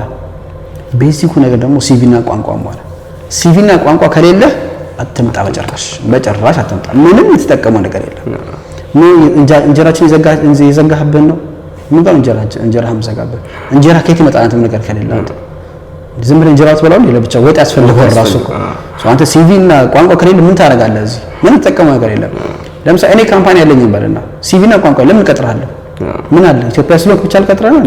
እኔ መቼም ይሄን አይደለም። እኔ ለካምፓኒ የምጠቀመው ነገር ያስፈልጋል እኮ አንተ ለምን አንተ በምትሰጠኝ ሰርቪስ ወይ ደግሞ አንተ በምትሸጠልኝ ሰዓት ነው። አንተ አንድ ሰራተኛ ሰዓቱን ነው የምትሸጠው።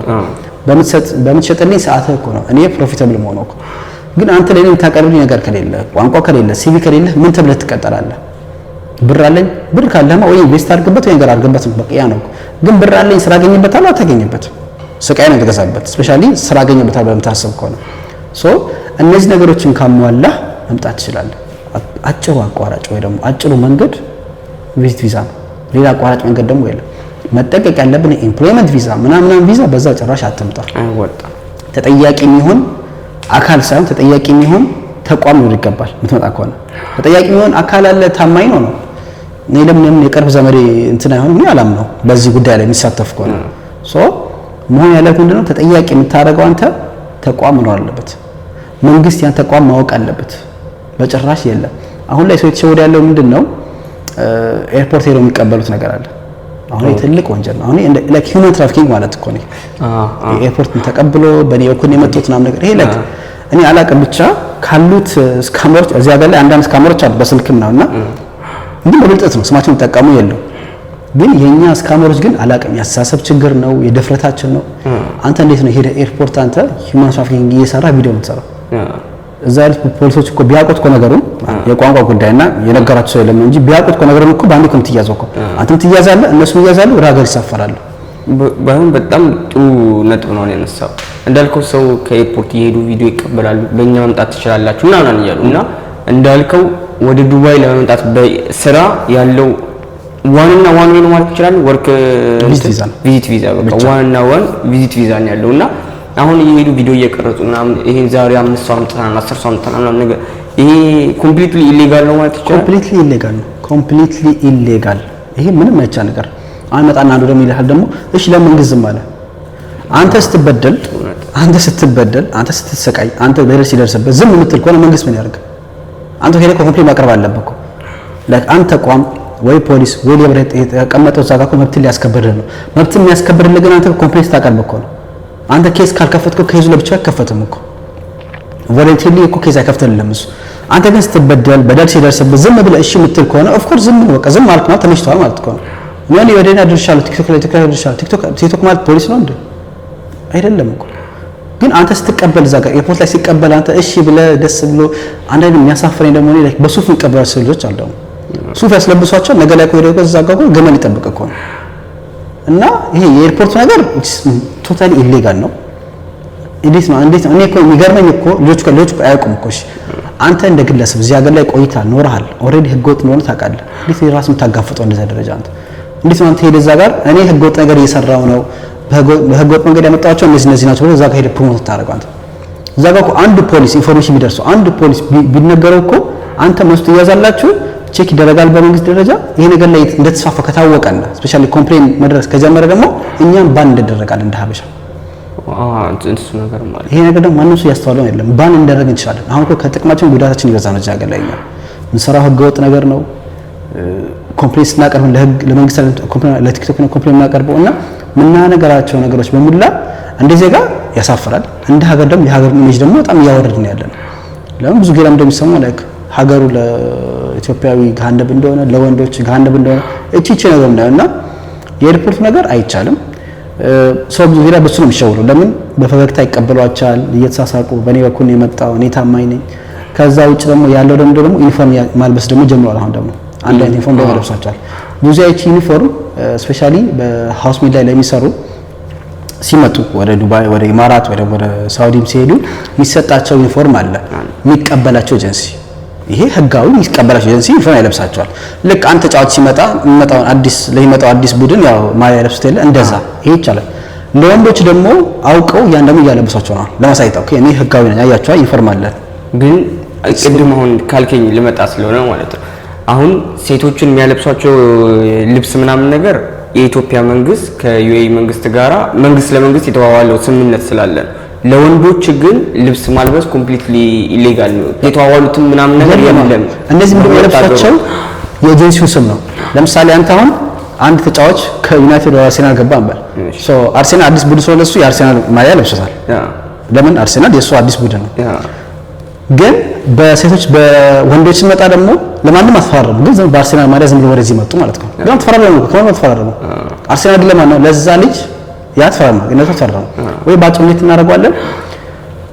ለምሳሌ ኤክስ ዋይ የሚባል ካምፓኒ አንድ ሃውስሜት ትመጣለች ወደ ኢማራት ሶ ቪዲዮ ትቀርጻለች ጀስት አስ ቴስቲሞኒያል ወይ ደግሞ አቺቭ ያደረጉትን ነገር ኤርፖርት ላይ ቀርጿታል። ማንም የማን ኤጀንሲ ነው እዚህ ጋር የሚለብሱት ለምትመጣው ኤጀንሲ ሶ ያ ኤጀንሲ ሲቀበላት ኤርፖርት ያውቃታል። ኦኬ ይሄ የኛ ልጅ ነች ለምን አላ እዚህ ጋር ቸርቶ ሶ ወንዶችን የሴቶችን ዩኒፎርም ወይ ደግሞ የሴቶችን የአንደኛው ኤጀንሲ ዩኒፎርም ያለብሳቸውን ወንዶችን ቪዲዮ ይቀርጻሉ። ግን ያ ኤጀንሲ እኮ ለወንዶች ፍቃድ አልሰጠው። ግን አንተ ስታየው ስሙ ህጋዊ ቢሎ ነው አንተ ህጋዊ ቢሎ ኦኬ ወንዶች ጀመረ ብል ታስብቻለህ። ግን የለም የወንዶች ኦንሊ ፊሜልስ ለወንዶች የለም። እንዲኖር ወይ ደግሞ ሴቶችና ወንዶች እንዲኖር መጀመሪያ ነገር ህጋዊ አመጣጡ ምንድን ነው? ለምሳሌ አንድ ሴት ስትመጣ ወደዚህ ሀገር ላይ መጀመሪያ ፓስፖርት ያስፈልጋታል። ከዛ ውጭ ደግሞ ሴት ነው በፓስፖርት ስትመጣ ፓስፖርት ያስፈልጋታል። ከዛ ውጭ ደግሞ ያ የሷ ቢሮ ወይ ደግሞ ተጣበት ቢሮ ውል ያስፈልገው ይችላል። ለምሳሌ ከኢማራት ጋር ቢሮ ውል አለን በልና ከዛ የሷ ፓስፖርት እሷ ትሄድና አንድ ኤጀንሲ ሄዳ አፕሮች ታደርጋለች። እኔ ወደዛ ሀገር መሳፈር እፈልጋለሁ ትላለች። ኦኬ ፎቶ ሙሉ የቆም ፎቶ ያነሷታል። ካነሷት በኋላ የተወሰነ ኢንፎርሜሽን ሰው ይጽፉና ያላት ልምድ የተላለቱና የሚጽፉና ቪዲዮ ይቀርጿታል። ከዛ በኋላ እዚህ ላለው ቢሮ ሲቪ ይልካሉ። ግን ያው እንደኛ አይነት ሲቪ ሳይሆን ለየት ያለ ሲቪ ነው እነሱ የሚሆነው። የሷን ሲቪ ይላካል እስከነ ቆም ፎቶ እስከነ ቪዲዮ ይላካል። ከዛ እዚህ ያለው ቢሮ ወይ ደግሞ እዚህ ያለው ተድቢር ነው የሚባለው ለሃውስ ሜዶች እዚህ ያለው ተድቢር ያደርጋል። ልክ አሰሪ ሲመጣ ያሳየዋል። ይሄው እዚህ ጋር ሲቪ አለ፣ እዚህ ጋር ሲቪ አለ፣ መረጥ የዚህ ቪዲዮ ትፈልጋለህ፣ ይሄው የሷች ቪዲዮዋን ይሄ ትባላል። ልጅቷን ከመረጧት ከዛ በኢትዮጵያ ስራ ክህሎትና ሚኒስቴር በኩል ኢኤልኤምአይ ሲምባል ሲስተም አለ። ሶ የዛች ልጅ ሙሉ ፋይል እዛ ላይ ብቻ ነው። ሶ ምን ይደረጋል? ይሄ አሰሪ የራሱን መታወቂያ ኮፒ እና ቪዛውን ኤቭሪቲንግ ወደ ኤጀንሲው ይልክና ኤጀንሲው ደግሞ ወደ ኢትዮጵያ ይልካል። ኢትዮጵያ ኤጀንሲ ደግሞ ምን ያደርጋል? የሷ ሙሉ ፋይል ወደ እዚህኛው ሲስተም አፕሎድ ያደርጋል። ኢኤልኤምአይ የሚባለው ማለት ነው። እሷ ምን ያስፈልጋታል? ሜዲካል ያስፈልጋታል፣ ሲኦሲ የተወሰኑ ነገሮች ያስፈልጋታል። ሶ እዛ ሲስተም ላይ ይገባና ኢኤልኤምአይ ላይ ይገባና አፕሩቭ ስታገኝ ነው ያቺ ልጅ አፕሩቭ ካገኘች ኪውአር ኮድ ፕሪንት ይደረግላታል። ከዛ ኤርፖርት ስትሄድ ያን ኪውአር ኮድ የምታሳየው እሷ ስካን ሲደረግ ኪውአር ኮድ ምን ያሳያታል? እቺ ልጅ የት እንደመጣች የት እንደምትሄድ አሰሪዋ እንደሆነ በሙሉ ኢንፎርሜሽን ያሳያል እዛ ጋር። ሶ ያ ወንድ ከመጣት ከፈለገ ደግሞ ይሄ ነገር ሊኖር ይገባል። አሁን ገባ አይደል ነገር ይሄ ሶ ያ ወንድ ቢመጣ ምን ያስፈልጋል? ስፖንሰር ያስፈልጋል። የስፖንሰር ሙሉ ኢንፎርሜሽን ያስፈልጋል። ሙሉ ቪዛ ያስፈልጋል። አሁን እዚህ ጋር ልጅቷ የከፈለችው ብር አለ የለም። ሶ ወንዱ እንደዛ መጣት ያለበት ምንም ሳይከፍል። ሶ ይሄ ነው በቃ ኢዚ ኤክስፕላኔሽን። አንዳንድ ኮምፕሊኬት ማድረግ ያስፈልግ ግን ይሄ ነው በጣም ኢዚ ነው ኤክስፕላኔሽኑ። ግን እኛ ግን ኮምፕሊኬት ለማድረግ እንሞክራለን። እንትን የሚባለው ነገር ላይ ሀሳብ ምንድነው?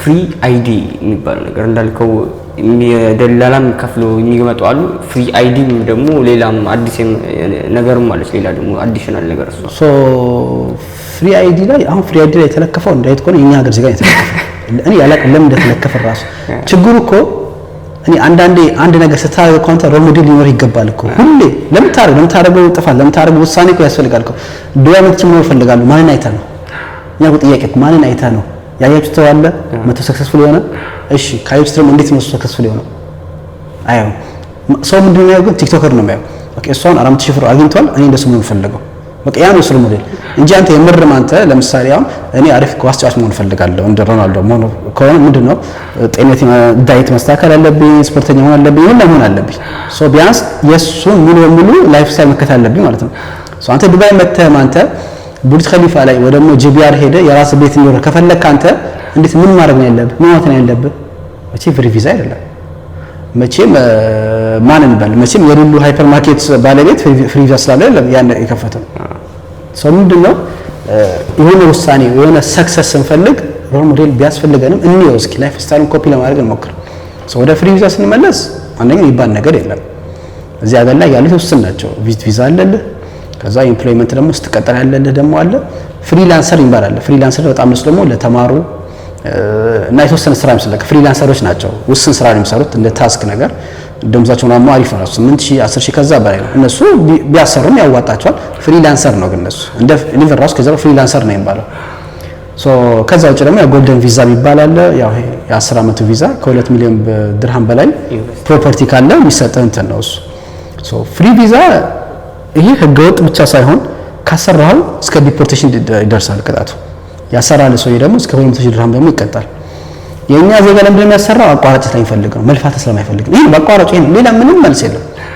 ይሄ ለክለፍቺ ስራ ግጭ አይፈልግም በቃ ፍሪ ቪዛ አለኝ በፈለጉበት ስራ ፈልጋ በፈለጉበት ጊዜ ደግሞ ስራ አለቃለሁ አንደኛ ጋር የፈለኩበት ስራ አለቃለሁ ስትል እሺ ፍሪ ቪዛ ህጋዊ ብለን አስብሽ። አንተ እኮ ያለ ፍሪ ቪዛ ያለ ሲቪኮ ስራ ማግኘት ያልቻልክ ሰው እኮ ነው። ለምን አንሳ አሳዲ ይቀጣሃል? አንተ እንደፈለኩ እንድንቀሳቀስ አነገር ማን ይፈልጋ? አንተ እኮ ስላልተፈለክ እኮ ነው ፍሪ ቪዛ የፈለከው እኮ። እኔ አንተ ለምንድን ነው ቀጥራው? ፍሪ ቪዛ አለ። ፍሪ ቪዛ ሲሆን እውቀት አይሆንም እኮ ለአንተ እኮ ቋንቋ አይሆንም። ፍሪ ቪዛ እኮ ጀስት ቪዛ እኮ ጀስት አይዲ እኮ ነው። ሶ እኔ ፍሪ ቪዛ ስላለኝ የመቀጠር ቻንስ ሰፊ ነው አይደለም? ይባስ የመቀጠር ቻንስ ደግሞ ይጠባል። ትላልቅ ካምፓኒ ስትሄድ በተለይ ከ2000 ከ3000 በላይ የሚቀጥሩ ካምፓኒዎች በጣም ሌጂት የሆኑ ካምፓኒ ስትሄድ ደግሞ ፍሪ ቪዛ አለኝ ስትል ይገፋል። ሶሪ አንፈልግም ይላል። ይሄ ሃዝባንድ ዋይፍ ቪዛ በባለቤቱ ስር በሚስቱ ስር እንደዚህ ለሆኑት እሺ ቪዛ ሌጋል ነው። ግን ፍሪ ቪዛ ስትል ደግሞ የመቀጠር ቻንስ ደግሞ ይሰፋ ይላል። የሚፈልግ ሰው የለም። እኔ ራሱ ድርጅት ፕሮሰስ ኮ ፍሪ ቪዛ አለኝ ሰው ካለ በጭራሽ አልቀጥረው። ለምን አንተ ኦልሬዲ ሜንታሊቲ ራሱ ጀጅ ማድረግ ይችላል። በቃ አንተ ሶ እንደዚህ አይነት ሰው አይዋጣህም በስራ ራሱ። ሶ ብዙ ጊዜ እኛ ሀገር ዜጋ የሚያሰራው ሳያውቅም ያሰራ ሰው አለ፣ ህጋዊ የሚመስለው ሰው አለ፣ የምርም የራሱ የሚመስለው ሰው አለ። በቃ የራሴ ነው እንደፈለክ ያሳክሳል። የራሴ አይደለም ህገ ወጥ ነው። ኮንሰፕቱ ራሱ ፍሪ ቪዛ ምንድነው? አንድ ሰው የራሱ ካምፓኒ ይኖረውና ለምሳሌ የራሴ ካምፓኒ ካለኝ ከራሴ ስር 10 ሰው የ5 ሰው የመቅጠር ኮታ ይሰጠኛል፣ ቦታ ይሰጠኛል። ሰው ምንድነው የሚያደርጉት? አንዳንዶቹ 5 ሰራተኛ ይቀጥሩና 5ቱን ንብረትን ይሸጡታል። መሸጣቸው ህግ ያስጠይቃቸዋል እስከ 2000 ድርሃም። ያ መዛስ ደግሞ ያስቀጣል እስከ ዲፖርቴሽን። ሶ ይሸጡትና ከዛን ሰው ፈለገው ሰንተን ከስ ማድረግ ይችላሉ። ኦኬ ምን ታደርጋለህ? ሄዳት ከስ ምን ብለት ከሳለህ? በህገ ወጥ የተገዛውትን ካንሰል ይችላል፣ ብሎክ ላድርግ ይችላል፣ እንደፈለገ ማድረግ ይችላል። አሁን ራሱ እንደዛ ማድረግ ደግሞ ጀምሯል። ስፔሻሊ የዛሬ አመት ምን ማድረግ ጀመሩ? የተጀመረ አዲስ ሙድ ልክ ቪዛን ከሽጦልህ በኋላ ከ6 ወር በኋላ አንተን ብሎክ ያደርገዋል። ሰውየው እንዳልከው ላክ ኦፍ አዌርነስ ስላለ ምን ቦታ ላይ ክሩስ ቼክ ያደርጋል። በቃ በተለይ የ10 ለ15 ሰው እነዚህ ካምፓኒ ከፍተውና ለ15 ሰው ከፍቱ እንትን ካወጡ በኋላ ብር ከወሰዱ በኋላ ብሎክ አድርገው እሱ ከሀገር ወጥቶ ነው ኦልሬዲ። በቃ እቺ አዲስ አሻሻለች። በቃ አንተ የሌላት ከስ ያውቃለሁ። አንተ የሌላት ከስ ምን ብለህ ትከሳለህ? ምናልባት የሌላት ከስ አንተ ብር አስከፈለኝ እስከ ማግኘት ትችላለህ፣ ግን በማሰራት ነው መክሰስ ደግሞ አትችልም። ሶ በፈልገስ ካንስል ያደርግ ይችላል። ያሰራህ ደግሞ የምትሰራበት ድርጅት ደግሞ ከፈለገ ደግሞ ደሞዝ ደግሞ ላይከፍል ይችላል። አልፈልግ ደሞዝ አልከፍልም ቢለስ ምን ብለህ ትከሳለህ? ለምን ሄደህ ብትከሳ አንተ ሌብራስ ትከሳ አንተ የምትጠቅሰው ካምፓኒ ስም ከአንተ አይዲ ጀርባ ያለው ካምፓኒ ስም ነው። አንተ የሰራኸው ኤ ነው፣ ያሰራኸው ኤ ነው፣ የሰራኸው ደግሞ ኤክስ ጋር ነው። ሶ ይሄ አይወጣም። ከነጻነት ጋር ይገናኝ ደግሞ ነጻነትም አታገኝበትም። እዚህ ሀገር ነጻነት የምታገኘው እኮ እውቀትና ኢንፎርሜሽን ነው፣ ግንዛቤ ቋንቋ ሲኖር ነው የምታገኘው። ይሄ አይደለም። እዚህ በተለይ ኢማራት ላይ እኛ እንደምናስበው ላይ ብር ሰሪ ነው። ብር ኖሮ ግንዛቤ ከሌለ ትበላለህ። ለዛም እኮ ነው ሰው እኮ በብሩ ብቻ እንደፈለኩ ነው ሲል የሚጎዳው። እና እቺ ላይ 6 ወር ሰርቼ ካንስሌሽን ወስጄ ካንስሌሽን በኋላ ራሴን አይዲያ ሰርቼ እንደፈለኩ እንቀሳቀሳለሁ የሚባል ነገር የለም። ለዚህ ሁላ ሚስጥር ምንድነው? ኔትወርኪንግ ነው፣ ኮኔክሽን ነው። የአንተ ኔትወርክ እንደዚህ አይነት ስብስብ ከሆነ ኦፍ ኮርስ ለአንተ ስኬት ይመስላል። የራሴ እኮ የሚኖር ፍቃድ አለኝ እኮ የራስህ እኮ አይደለም።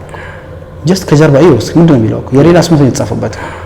እና እቺ ላይክ አቋራጭ ህገወጥና ምንም የማይጠቅም ማንም ሰው ሊለወጥበት አይችልም በዚህ ነገር ላይ። እንትኑ ራሱ በጣም ሃይ ነው ፕራይሱ ራሱ ቼክ ሳደርግ 8000 ድርሃም 10000 ድርሃም በጣም ኤክስፔንሲቭ ነው። አቋራጭም ነው ምንም ያ ብዙ የሆነ አስበው አንተ 10000 ድርሃም አውጥተህ አንተ ከዛ ያን 1000 ድርሃም ደሞዝተኛ ስትሆን ይሄ እኮ ያሳፍራል እኮ። ላይክ እኔ እኮ ምንም አይመጣም እኮ እዚህ ሀገር ላይ የሚያሰሩ ሰዎች አሉ ሲያሰሩ ግን አንዳንዴ ምናልባት በደሞዝ ለመከራከሪ ለማለት የ6000 ደሞዝተኛ የ5000 ደሞዝተኛ ሆነው የሚያሰሩ ሰዎች አሉ ሌላ ሀገር ዜጎች። ግን ለ1000 ደሞዝ ብሎ 10000 ድርሃም ላይድ የሚያወጣ ብቸኛ ብርቅዬ ዜጋ ኢትዮጵያ ነው። እንደዛ ሆኖ ደግሞ ያማራል ደግሞ ተሰቃይሯል ደግሞ ራስህ ሰቀይ ራስህ እኮ ነው። ተማር አንብብ እምቢ ብር ክፍል አንደኛ ለመክፈል 10 ድርሃም በምትከፍልበት እኮ ዲግሪ መማር ትችላለህ እኮ ምናልባት እኮ ላይክ አንዳንድ አለ መሰለኝ ላይክ ሃፍ ስኮላርሺፕ መማር ትችላለህ እኮ እንደዛ እኮ ዲፕሎማ መማር ትችላለህ እኮ ቋንቋ እኮ ፐርፌክት መሆን ትችላለህ እኮ ብትማር እኮ 10000 ድርሃም ብዙ እኮ ነው። ብዙ ነገር ታደርግበታለህ። እዚህ ሀገር እኮ ስንት ዓመት ኖሮ እኮ 10000 ድርሃም እኮ እኛ ራሱ እኮ ማጠራቀም እንኳን አልቻልንም እኮ ተወናት 10000 ድርሃም ባንዴ። ለዛ ምን እናገራለሁ እኔ ብቸኛው ስራ ፈላጊ ሀብታም ኢትዮጵያዊ ነው እዚህ ሀገር ላይ 10000 ድርሃም ኖሮት ኮንስትራክሽን የሚገባው ኢትዮጵያዊ ነው። ሌላ ዜጋ ብጠይቀው እኮ 2000 ድርሃም ተጨማሪ ወይ ደግሞ 1000 ድርሃም ከፈልኩ ብሎ ራሱ እኮ የሚያማርር እስካሁን ማቆልጅ አለ እኮ። ስራው ላይ አሪፍ ደረጃ ነው፣ ግን በፊት ስመጣ ተሳስቼ ተጨማሪ 1000 ድርሃም ከፍያለሁ ብሎ እስካሁን ውስጡ ይሰማል። የኛ እኮ 10 ድርሃም ከፍቶ የሆነ ስራ ላይ ይገባል።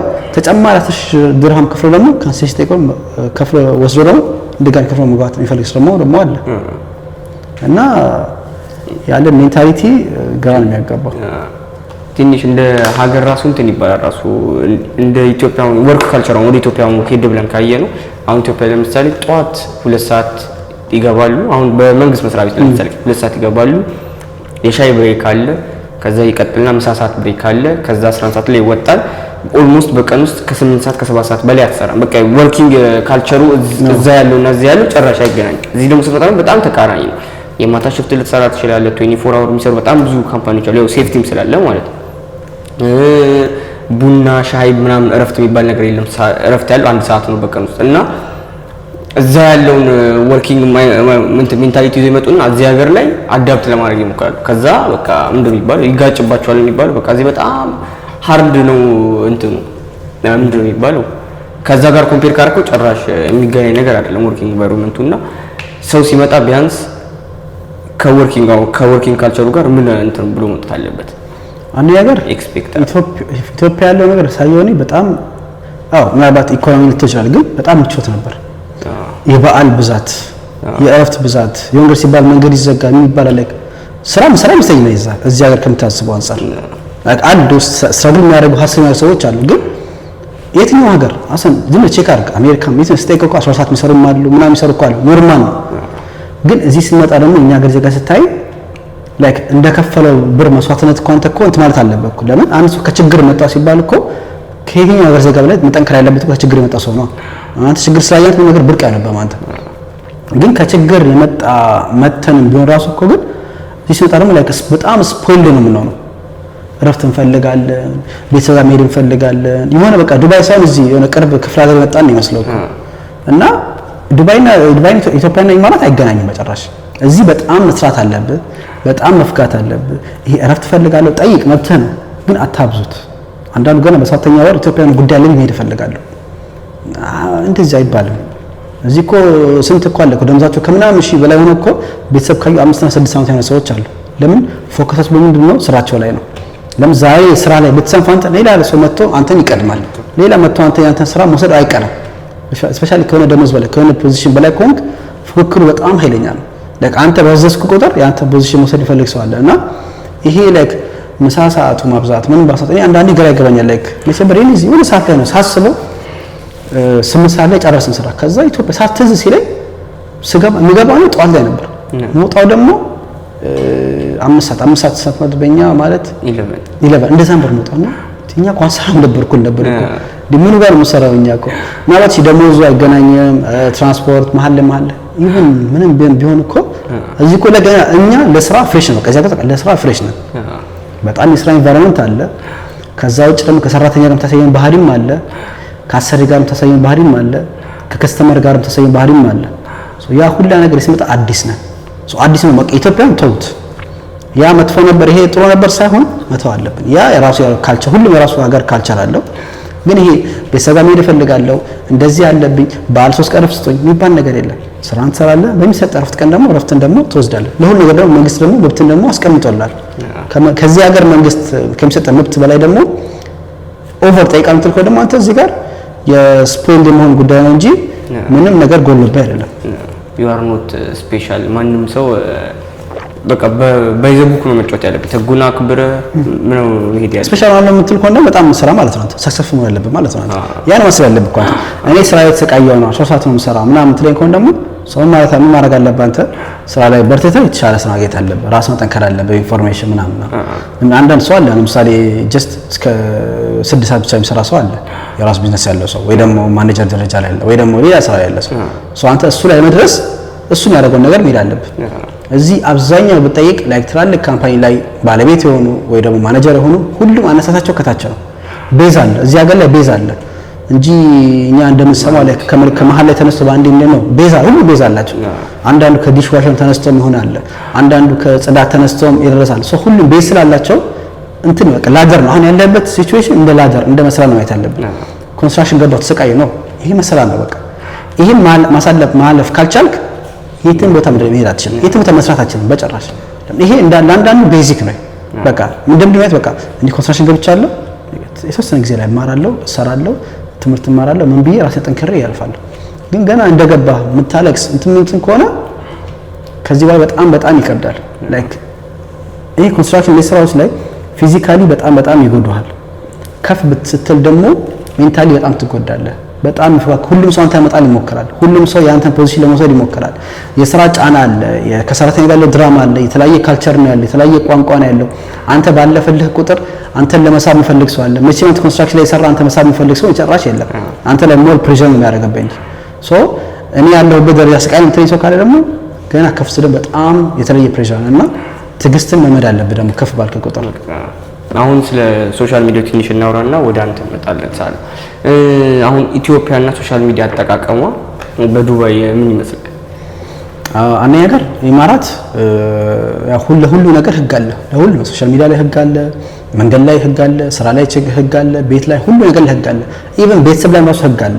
ቤተሰብ ላይ ስለ የዛሬ 7 ወር ካሳሳኩኝ ሻርጃ ነው አቡዳቢ ላይ መሰለኝ አንድ እህቷ በዋትስአፕ ሰድባት ነው አንድ እዚህ ነገር ፊድ ነበራቸው ጥን ነበራቸውና በጣም ጥሉ ባሰና ኮምፕሌን አቀረበችባት። ከዛ 14000 ድርሃም ተከሰሰች እህቷ ማለት ነው።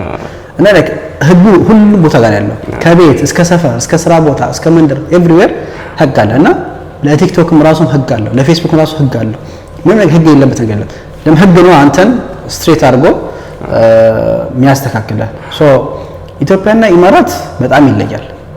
ለምን ዝም ብለህ አንተ እኔ አሁን እዚህ ሀገር ከመጣሁ 3 ዓመቴ ነው።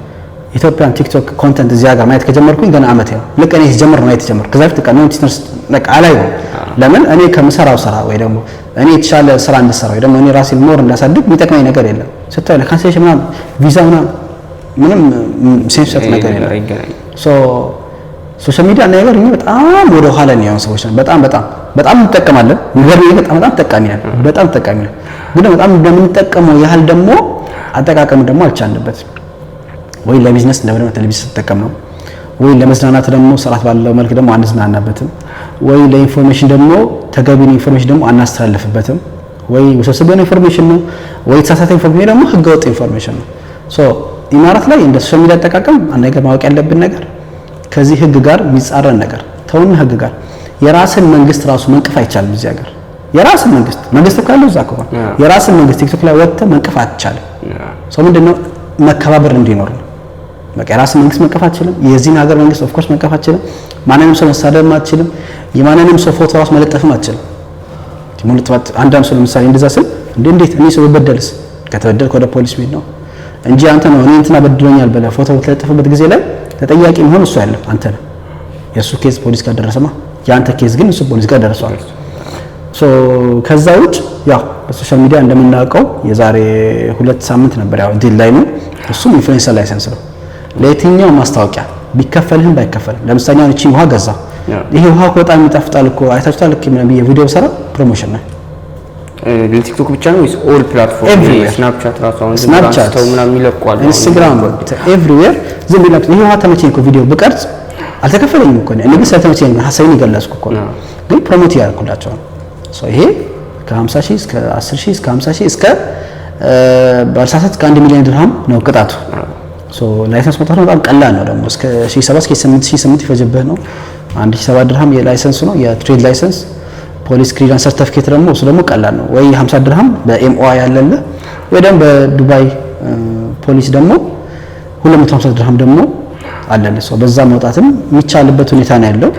ምንም የሚከብድ ነገር የለም። ሞር ደግሞ በወጣ ቁጥር ሞር ደግሞ እንትን ትከበራለህ፣ ቫልዩ ይሰጣል። ራሱ ይሄ እኮ ሶሻል ሚዲያ ላይሰንስ አለው ወይ ደግሞ ኢንፍሉዌንሰር ላይሰንስ አለው።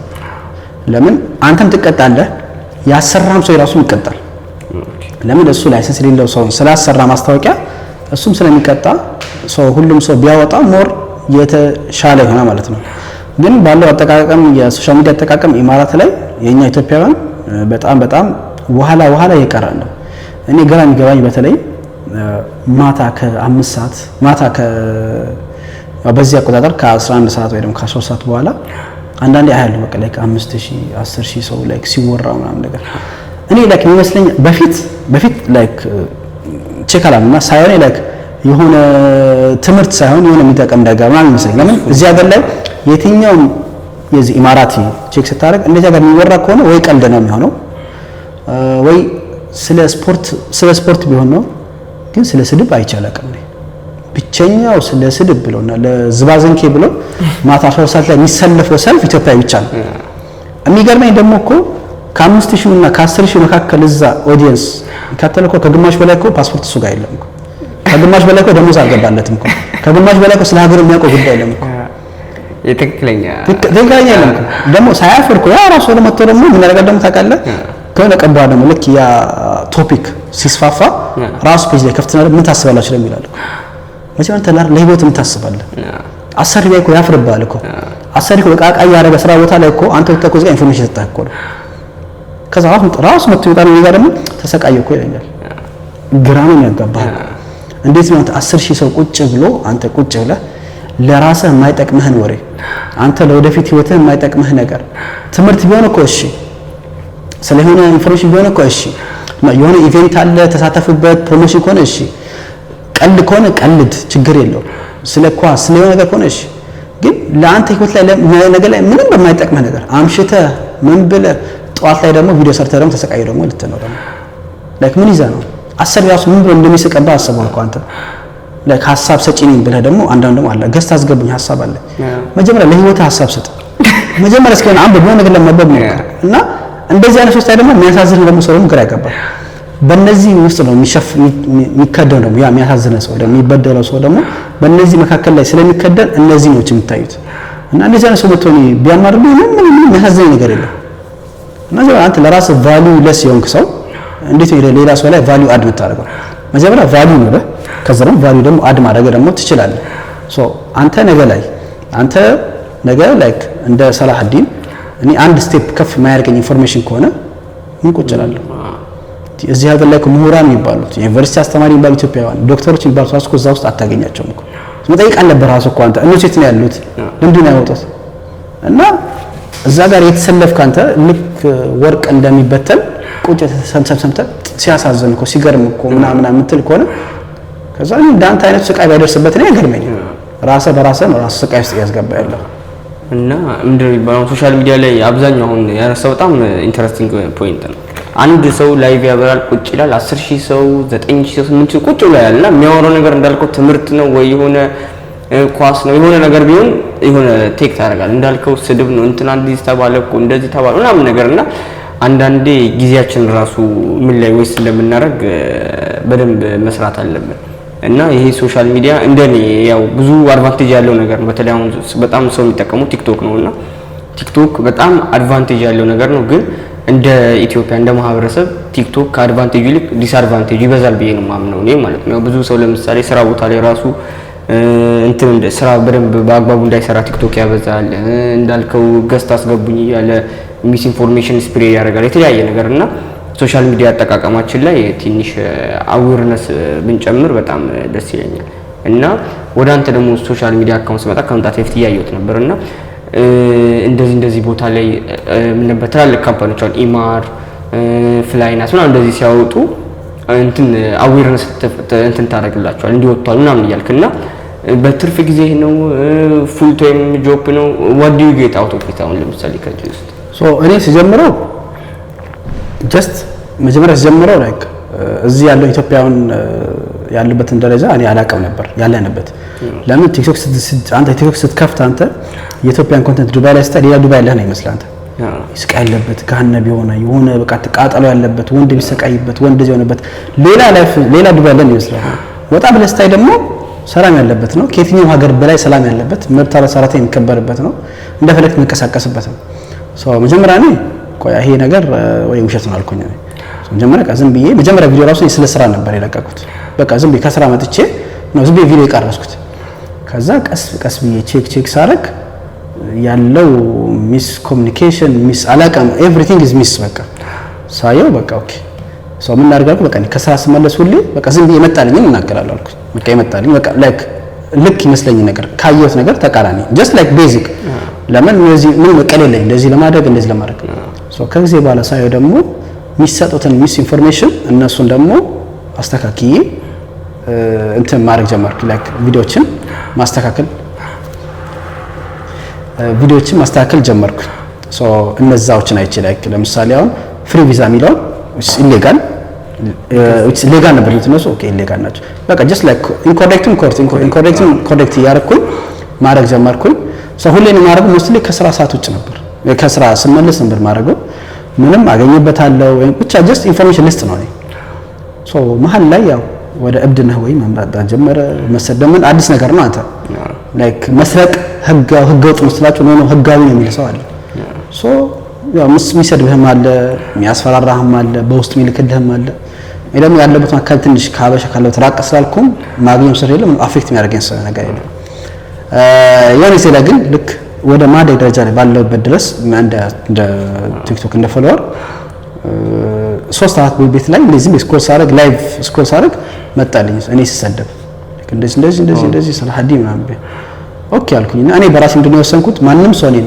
መሳደብ ከጀመረ ወር ደግሞ እንዳይለመዱት ቪዲዮ ፎቶ የሚቀርጽ ከሆነ ቀጥታ ወደ ህግ አካል እንደሚሄድ ለምን አንዱ ለሰው ምሳሌ ማድረግ ፈልጋለሁ ሌላውም ሰው ላይክ እንዲቀም ስለማያረኩኝ ስክሪን ከዳረኩት ኮንቨርሴሽኑ የሚያወራው ነገር ከዛ ዱባይ ፖሊስ አፕ ላይ ገብቼ ክራይም የሚባል ሰርቪስ አለ ሶሻል ሚዲያ ላይ አንድ ሰው ከሰደበ ወይ ደግሞ በውስጥ ነገር ካላከለ በዋትስአፕ ነገር ኮምፕሌንት አቀረበት ሶ ክራይም ገብቼ ጻፍኩት ምን ተባልኩኝና ከዛ እንትን አልኩት ጻፍኩ እንደዚህ የተባለው ነገር ከዛ አታች ለማድረግ ሚዲያ አጣው ቦታ ዝም ብዬ ግን በቃ ኮምፕሌንት አቀረብኩ በሁለተኛ ቀን ፖሊስ ደወለልኝ ከዛ እንደዚህ ስነግረው በቃ በዚህ ቁጥር በዚህ ኢሜል ላካለኝ እንትን ላኩኝ ያለኝን መረጃ ላኩኝ በቃ እሱ ማለት አንደኛ ነገር የሚናገረው ነገር በሌላ ቋንቋ ነው አሁን ነገርኩት በአማርኛ የሚናገረው በአረብኛ ነበር ሰው ነበር ፖሊሱ ነው በአማርኛ የሚናገረው እና የሚያደርገው ነገር እንደዚህ ያው በህገወጥ መንገድ ሰዎችን ያመጣ ኮንሰልተንሲ አማካሪ ነኝ እያለ ግን እንደዛ ነው ብዙ ጊዜ ላይ ኮንሰልተንሲ ብሎ ነው እንትን የሚሉት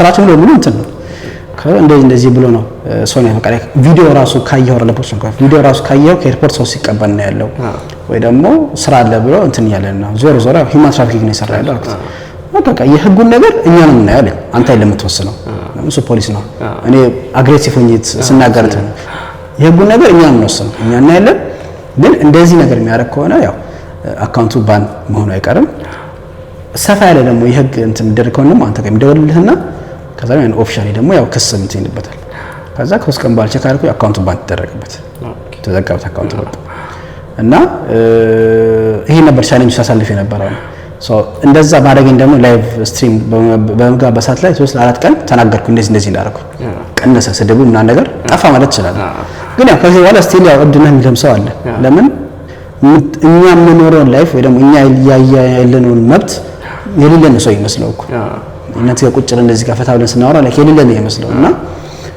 ያን እያሳለፍኩኝ ያው ከጊዜ በኋላ ማድረግ ጀመርኩኝ ያው ወደ ስራ ሲሄድ በቃ ቪዲዮ መስራት ጀመርኩኝ አንዳንድ ስራ ቦታ ሆኜ የምቀርጽበትም ሰዓት አለ በቃ ጊዜ በቃ እያጣው መጣ ለምን ሰው በጣም ብዙ ቪዲዮ እየፈለገ መጣ ሰው እንደዛ ያረኩኝ ከጊዜ በኋላ ኢትዮ ትራይብ የኢኮሚቲ እንደው መሰረትኩኝ ሶ እዚህ ሀገር ያለን የተወሰኑ ልጆች ሁላችንም በየፊልዳችን ቪዲዮ እንደሰራ ሰውን ሞር አዌር ለማድረግ ማለት ነው ሶ አሁን ላይ በተለይ በዚህ ላይ በጣም እያገዘኝ ያለ የምታውቀው ከሆነ ዩኤሎ ባይ ዑመር ቢባል ዩኤሎ እሱ በጣም ጎበዝ ነው የዚህ ሀገርም ህግ የተማረ ልጅ ነው እሱን በጣም በኢንፎርሜሽን በህግ አንዳንድ ነገሮች እያገዘኝ እሱን በራሱ የሚሰራቸው ቪዲዮዎች አሉ ሶ እየሞከርን መጣን መሀል ላይ የሚገፋን ሰው አለ በጣም ብዙ ይገፋል አንዳንዱ ደግሞ ለመሳብ ይሞክራል ደግሞ ከሐሳብ ይመቸኛልና እኔ ጋር ላይፍ ነው አፈልግ ከዛ አይ ነው በእኔ ኢሜጅ የራሱን እንትን ቢልድ ማድረግ ይሞክራል ሶ እንደዛ ነበር እንትኑ እንደ አቺቭመንት አቺቭ ያደረግነው መጀመሪያ ፕሮጀክታችን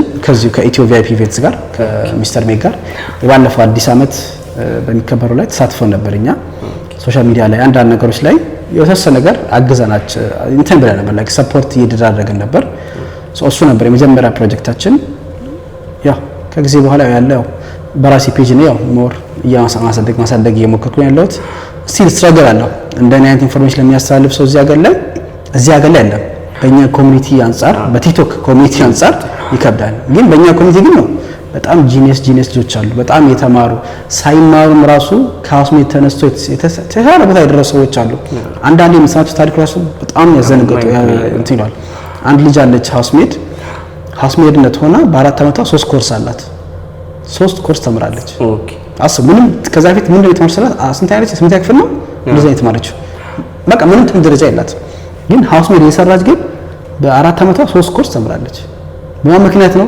ከሷ ጋር ያለችው ሃውስሜድ የሌላ ሀገር ዜጋ ነች። እሷ ትማራለች፣ እሷ ወሷት ነው ተማሪ እንደዚህ ብላት ነው። ይሄ ነው በቃ ኔትወርኪንግ ማለት ይሄ ነው። በቃ ከሌላ ሀገር ዜጋ ስትቀላቀል እንደነሱ መሆን ትፈልጋለህ። በቃ ሃውስሜድ ደግሞ ተምራለች። እንደ ወንድ ደግሞ ሁሌ ከምናለቅስ ብትማርስ ባለህ ጊዜ እቺ እኮ ሃውስሜድ እኮ ነች። አስብ ቀን ሙሉ እዛ ቤት ላይ ነው እኮ ላይክ ወጣ ብላ አታርፍም እኮ የምታድረውም እዛ ቤት ነው የምትሰራውም እዛ ቤት ሆነ። ግን ጠንካራ ነው በጣም እንደዚህ ጉሩም ሴቶችም አሉ። በሱ እንትን ስኔ ብዙ ጊዜ ኮምፔር ሳደርግ ወንዶችና ሴቶች ኢማራት ላይ ደግሞ አረብ ሀገር ላይ በጣም ከወንዶች ባይፋር የተሻሉ ናቸው። ባይፋር ጠንካራዎች ናቸው። ያ ለሃውስሜድ ራሱ እኔ አለቃ ኢንፎርሜሽን ከታለፈላቸውም ራሱ እንዲማሩ ነው እንጂ ከዛ ውጭ ምክር አያስፈልጋቸው። ምን ልትመክራቸዋለህ? እንዴት ነው እኔ በፍሪ ቪዛ ኖረኝ እንዴት ነው እኔ ሃውስሜድ መክረው? እንደዛ ማሰብ ያለበት አንድ ሰው ለምን አንተ እነሱ ለመምከር እኮ ቢያንስ ከሷ መሻል አለብህ። በቋንቋ በስራ ፊልድ ህጋዊ መሆን አለብህ እንጂ ግን አንተ ከሷ በምን ነገር ሳትሻል ምን ብለህ ትመክራቸዋለህ? ብዙ ጊዜ ላይ በእነሱ ነው ኮንተንት የሚሰራው። ላይክ አይዞሽ የቤት ሰራተኛ ይሁንሽ፣ አይዞሽ አንቺ የመዳም ይሄ አለ የወጣ ስም በጣም መጣው ስም ነው። እኔ አይዞሽ መጀመሪያ አይዞህ ራስህ መጀመሪያ አንተ ፓስፖርትን አስመልስ። እሷን ተዋት። እሷ ኦልሬዲ በ5 ዓመት ውስጥ ስንትና ስንት ጉድ አይታለች እኮ ስንትና ስንት ነገር ያየች እኮ ነው። እና ወንዶች ሴቶች አይገናኙም። ሴቶች እኮ ያን ሁሉ ዓመት አሳልፋ እኮ እስቲል ጠንከራ እኮ ቤተሰቧን አገዛ እርዳታ ሲሰጠን በየአካባቢው እርዳታ ይሰጠች ቤተክርስቲያን መስጂድም ቢሆን እያስገነባች ቤተሰብን እየረዳች እዛም ብሯን እያጨበረበራት እኮ እስቲል ጠንከራ ይሰራች ፈገግታ ይሰራች እኮ። ወንዱ ገና በ6ኛ በ4ኛ ወር ማልቀስ ቪዲዮ መስራት አላበኝ ቪዲዮ ከሰራት መስራት ያለባት እሷ እኮ ነች እንጂ እኮ አንተ አይደለም። እና የሴቶች ጥንካሬ በጣም ይገርመኛል። እና እንትን አያስፈልጋቸውም። በቃ ይሄ ምናልባት ጋይዳንስ ሊያስፈልጋቸው ይችላል። የራሷን ነገር እንድትሰራ ይሆናል ወይ ደግሞ ቋንቋ እንድትማር ወይ ደግሞ ኮርስ እንድትወስድ ነው እንጂ ግን አይዞሽ እንደዚህ ማድረግ አለብሽ ታገሺ አስቢ ነው። ይሄ ላይ ዝም ብሎ ኮንተንት ለመስራት ነው እንጂ እነሱ ላይ ምንም የሚጠቅም ነገር የለም። አይታየኝም። እኔ ላይክ የመዳም ቅመም ምናምን በጣም የሚያስጠላ ስም ነው። ሺ ኢዝ አይደር ናኒ ኬር ጊቨር ሃውስሜድ። ይሄ ክብር እኮ ነው። ክብር ያለው ስም ስራ አላት። እኔ ጋር ትከበራለች። ስራ አላት እሷ ቋንቋ ከማንም በላይ ትችላለች እሷ። ከስተመር ሰርቪስ እኮ ማለት እሷ የምትሰራው እኮ ከስተመር ሰርቪስ እኮ ነው። ሆስፒታሊቲ ፊልድ ማለት ይሄ እኮ ነው። በቃ እሷ በቃ ሰርቪስ ያደርገች እኮ ነው። አሁን እሷ ወጣ ብላ እኮ ካሼር መሆን ትችላለች፣ ሴልስ መሆን ትችላለች፣ ዌትረስ መሆን ትችላለች። ሁሉ ነገር መስራት የምትችል ሴት ነች። አንተስ ምን ትችላለህ? ምንም። አንተ ማልቀስ ብቻ ነው ስራ። ቪዲዮ የሰራህ ማልቀስ ነው ስራ። ይሄ ለአንተ ማይጠቅም ለማንም አይጠቅም። እና በሴቶች እንትን ላይ በጣም እኔ በጣም ማደንቃቸው አረብ ሀገር ላይ ያሉት እና እንደዛ ነው።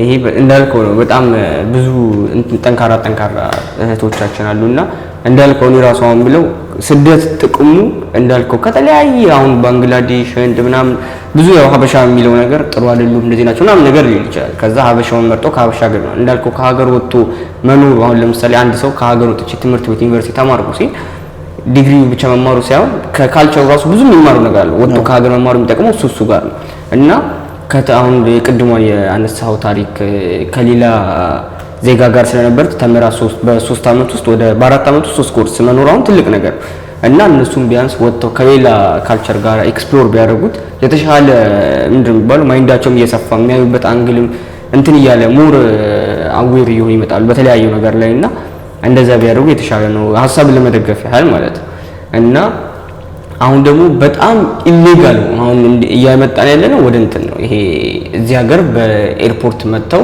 ግን ስቲል ኢሌጋል በሆነ መንገድ ነው። ግን ከድሮ ጀምሮ አሁን ፊልም ራሱ ተሰርቶ ተቋርጧል። ይሄ ስደት የሚባል ነው የሆነ የሚባል ፊልም ነበር። እንዲሁም ከየመን በረሃ ላይ ሳያልፉ ጣሊያን ላይ ሰው ለሰው ፊልም አይተዋል። ብቻ ድሮ የነበረ ፊልም ነውና እንዲህ ስደት ላይ ማለት ነውና ኢሊጋል ነገር ቢመጣ አሁን ይሄ በወኪንግ ቢመጣው አይደል በራበራ ስለነሱ አሁን ምን ትላለህ? በጣም ኢዚ እና ሲምፕል ወይ ያለ በዛ ግን ወደ ሚሊዮን ከፍለው ምን ብለው ደግሞ ፉል ራውቶ በጣም በቃ ወኪንግ የሆነ ምናምን ነው።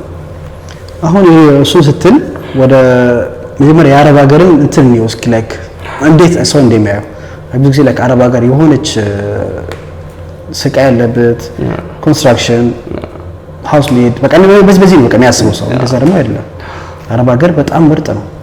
እንደ መብትህ እኮ ከየትም በላይ እኮ አረብ ሀገር እኮ ነው ታገኘው እኮ እንደፈለክ የምትንቀሳቀስበት ማታ ላይ የትኛውም ሃይማኖት ተከታይ ሆንክ የምትከበርበት ሀገር እኮ ነው። ምንም ሆንክ ጥቁር ሆንክ ነጭ ሆንክ የምትከበርበት እኮ ነው። ምንድነው አንተ ሲስተሙን ካወቅበት ነው። ብር ሳይል ነው ሲስተሙን ካወቅበት ነው። ግንዛቤ ካለ ነው፣ ኢንፎርሜሽን ካለ ነው። እነዚህ ግን ችግራችን አንደኛ ኢንፎርሜሽን ፈርስት ሶርስ ግን ቲክቶክ እናርቀው ተሰቃያለህ። መሰቃየት አይቀርም እሱ እና መጀመሪያ የአረብ ሀገርን ወይ ደግሞ ኢማራትን ሳውዲም ይሁን ቀጣር ኦማን ባህሬን መጀመሪያ እንወቅ። ስለዚህ ያገሩ እንዴት ነው መሄድ ያለብኝ ምንድነው ማድረግ ያለብኝ እንዴት ነው ሰው እዛ ሄዶ ሰክሰስፉል የሆነው እንዴት ነው አንድ ሰው ሳውዲ ሄዶ ሰክሰስፉል የሆነው በፊት ላይ የዛሬ 15 20 ዓመት አንዳንድ ሰው በበረሃ እየሄደ ሀብት ገንብቶ ምናምን ሰክሰስፉል የሆነ ቤተሰብ ገነባ ነበር። እሱ አይወድሮ ነበር ለዛ አሁን ላይ ግን ነው አሁን ለሳውዲ በጣም ከብዷል። ሳውዲ በቃ እንደ ኢማራት ማለት ትችላለህ። አፕላይ ማድረግ አለብህ ፕሮፌሽን ዋይዝ ሲቪ መስራት አለብህ እንደዛ ነው እንጂ እንደ በፊት 3-4 ስራ በተለያዩ ስራ ብትሰራ መስራት ትችላለህ። ግን ስቲል አሁን ላይ ግን በእውቀት ቤዝ እየሆነ ነው። በጣም መማር አለብህ በቃ ልክ እንደ ኢማራት ሶ ይሄ በባህር በኩል ሄዳለው ችግሩ ምንድነው? አንደኛው ችግሩ ምንድነው? ኢማራትና ወይ ደግሞ ይሄ የባህሩና የኢማራት የሚያገናኘው ነገር አንድ ሰው ሲበደል ወይ ደግሞ የሆነ ነገር በደል ሲደርስበት ወደ ህግ አይሄድም። ሶ አንተ ወደ ህግ ባልሄድክ ቁጥርና ያን ነገር ሲደርስበት ዝም ብለስ ዋጥስ ታደርገው ሌላም ሰው ያንተ መንገድ ይከተላል። ሌላም ሰው ያንተ መንገድ በቃ ሁሉም በቃ እንደ ሉፕ ነገር ነው። ሶ ሁሉም እዛ መንገድ ውስጥ ይገባል። በቃ አንድም ሰው ግን አንዱ ግን ለምሳሌ በደል ደርሶብኛል ብሎ ሄዶ ኮምፕሌን ቢያቀርብ ነገሩን ቢዘጋ ይዘጋል በጭራሽ። ለምሳሌ አንተ 20 ሆነ አንድ ወይ ደግሞ 5000 ሆነ ኮምፕሌን ከምታቀርብ ቲክቶክ ላይ ሄደ አንድ ኮምፕሌን ታቀርብ 3 ሆነ ብቻ ፖሊስ ጋር ኮምፕሌን ታቀርብ እንደ ግለሰብ ይሄ ነገር ሁሉ ላይ ይቆማል። ግን አንተ ማታቆመው ከሆነ ግን በቃ ጄኔሬሽን ዋይድ በቃ ልክ የመሰል ሰው ተወስዶ ይሆናል። ልክ የሳውዲው እንደዛ ነው። ልክ አንድ ሰው በዛ መንገድ ሄዶ ሲሰቃይ ወደ ተም ሄዱት ቀጥታ ወደ ቲክቶክ ይሄዳሉ። በባህር ሄጄ እኮ ምናምን ሆኜ እኮ የመን ላይ እንደዚህ ግብ ደረሰብኝ ምናምን ደረሰብኝ። ማድረግ የነበረብህ ምንድነው? ኢትዮጵያ ላይ ኮንክ የከፈልከው ብር ፖሊስ ጋር ሄደ እንደዚህ ህገወጥ እንትን አለ ኮምፕሌን ማቅረብ ነው ያለብህ። ግን ዝም ብለህ ዋጥታ ታርገው ነገር በቃ ኦፍኮርስ ያንተ ያንተ መንገድ ይከተላል። ማሰብ ያለበት ነገር ደግሞ እሺ በዛ መንገድ ሄዳው ምን ልታረግ ነው? እሺ ልክ በአንተ መንገድ ሄዶ የዛሬ 2 ዓመት ብቻ 2 ዓመትን ጋፕ እንያዘውና በአንተ መንገድ ሄዶ በ2 ዓመት ውስጥ ሰክሰስፉል የሆነ ሰው አለ? የተሻለ ስራ ያገኘ ሰው አለ? ነው አንተ ያን ሁሉ አንደኛ ነገር ብርን ሳክሪፋይስ ታደርጋለህ፣ ጤንነትን ሳክሪፋይስ ታደርጋለህ፣ ህይወትን ሳክሪፋይስ ታደርጋለህ። ብርን ሰርተህ ታገኝ ይችላል፣ ጤንነትን ታክመህ ታገኝ ይችላል፣ ነፍስህንስ በቃ እስጋን በቃ አለቀ። አንተ ኢማራት እኮ ብትመጣ እኮ ሳውዲም ራሱ በቪዚት ብትሄድ እኮ ነው ማለት ያለብን ዶክመንት ታሟላ እኮ እዛ የምታወጣው ከግማሽ በላይ ወጪ እኮ ሴፍ ታደርጋለህ እኮ። ግን እኛ ብለን ፈልገን ወዲያውኑ ስራ አገኘት ነው። ግን እዚህ ኖርማል እንደዚህ መተህ 4 ወር ስራ ታገኝ ይችላል እኮ ቪዛ ያሳደስክ በቃ ኖርማል ነው። ቀይ ነው ሰክሰስፉል ለመሆን እኮ የሆነ የምታሳልፈው ሳክሪፋይስ አለ እኮ። ግን ሰክሰስፉል ለመሆን ከማሳልፈው ሳክሪፋይስ በህገወጥ መንገድ ሄጄ ህይወቴ ሳክሪፋይስ አደርጋለሁ የሚል ሰው እኮ ነው ያለው እኮ። ይሄ እንደ ጀብድ ነው የሚታየው። እኔ እኮ ተራራ ሳልፌ ምናምን ጀብድ እኮ አይደለም እኮ ስላላወቅኩ እኮ ነው በዛ መንገድ ሄድኩ። ምንም የሚያኮራ ነገር እኮ አይደለም። የሚያኮራው እኮ የሆነ ፓርት ላይ የሆነ ግፍ ወይ ደግሞ የሆነ ጥቃት ደርስብኝ ነበር ያን ጥቃት አስወገድኩኝ። እሺ ግን ለሚደርስበት ተጠያቂ አንተ ራስህ እኮ ነህ። መንግስት ራሱ ተኩስ መራሱ አትችልም እኮ።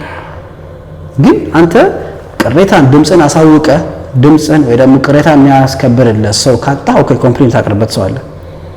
ብና ተማር እና ቋንቋ ተማር እና የሆነ ነገር ተማሪ ታርክ እንዲህ እያልክ ግን የምትሄድ ከሆነ ለምን አጨብጭቦ ይቀበል መሀል ላይ ያለው?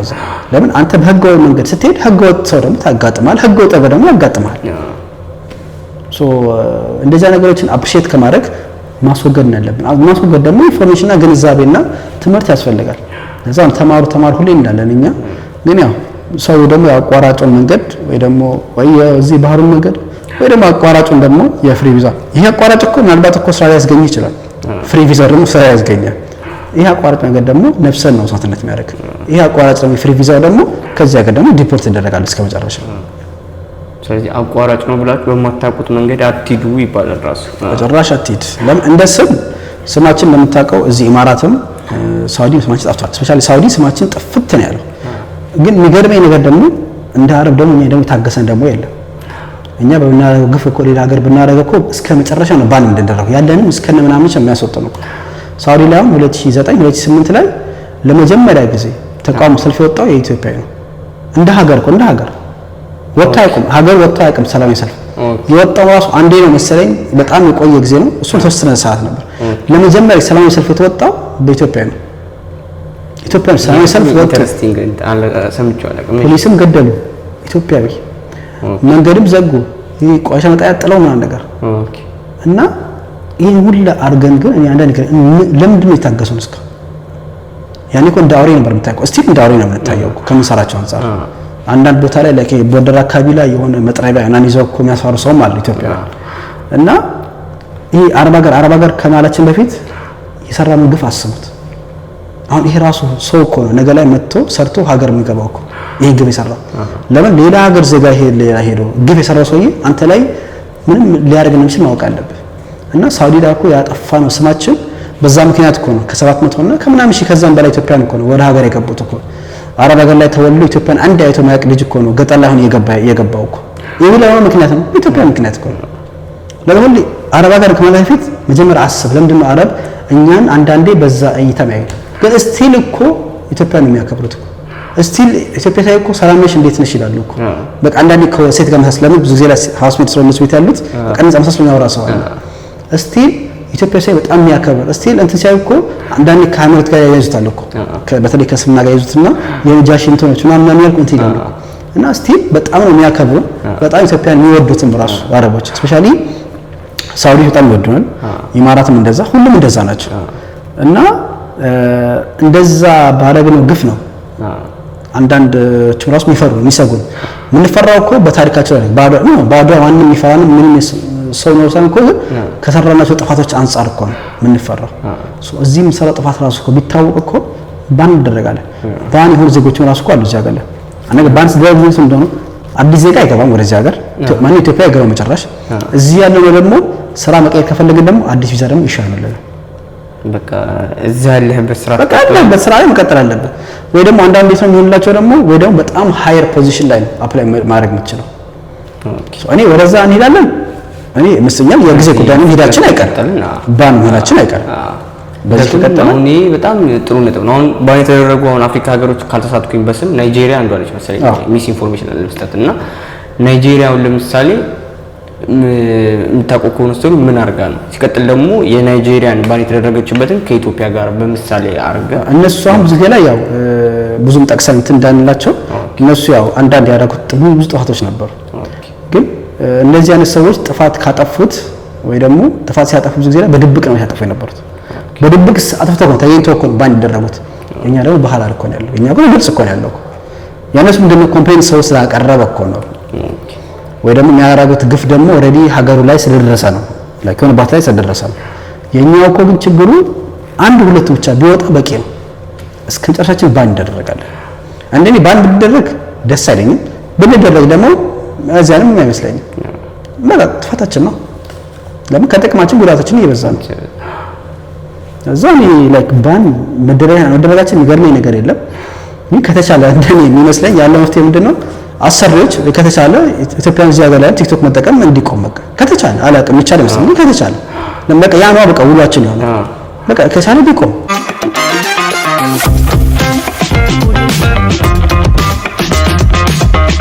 አሁን ወደ አንተ ስመጣ ሳለ በአንድ አመት ውስጥ በ5 አመት በ10 አመት ሬንጅ ውስጥ ሰላዲን ምን ይዞልን ይመጣል? አሁን ላይ ያው ከኢትዮ ቪአይፒ ኢቨንትስ ወይ ደግሞ ከሚስተር ሚጋ የጀመርነው ፕሮጀክት አለ። እንደኔ አሁን ላይ ባለሁበት ሙያ ያው ሰክሰስፉል መሆን ያው ምሳሌ መሆን እፈልጋለሁ። ያው የመጀመሪያ ኢትዮጵያዊ ነኝ በዚህ ሙያ ላይ እንደ ኃላፊነት ደረጃ ላይ ደረስኩኝ። ምሳሌ መሆን እፈልጋለሁ ለሁሉ በቃ እንደሚቻል አይቻልም ይቻላል።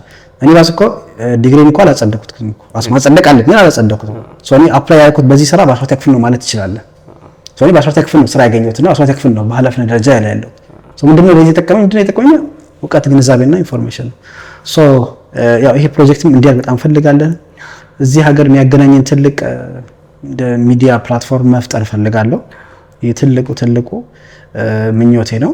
እንደ ግል ቢዝነስ ደግሞ ስቲል ያው ሁሉም ጋር ያው ቴስት እያደረኩኝ ያለሁት ሆፕፉሊ የራሴ ነገር በመጀመርበት ያህል ለመጀመር እንትናለኝ። ግን ያው እንደ ሴትልመንት ያው ሴትል ለማድረግ ያው እዚህ ሀገር ላይ ሴት ማድረግ ፈልጋለሁ።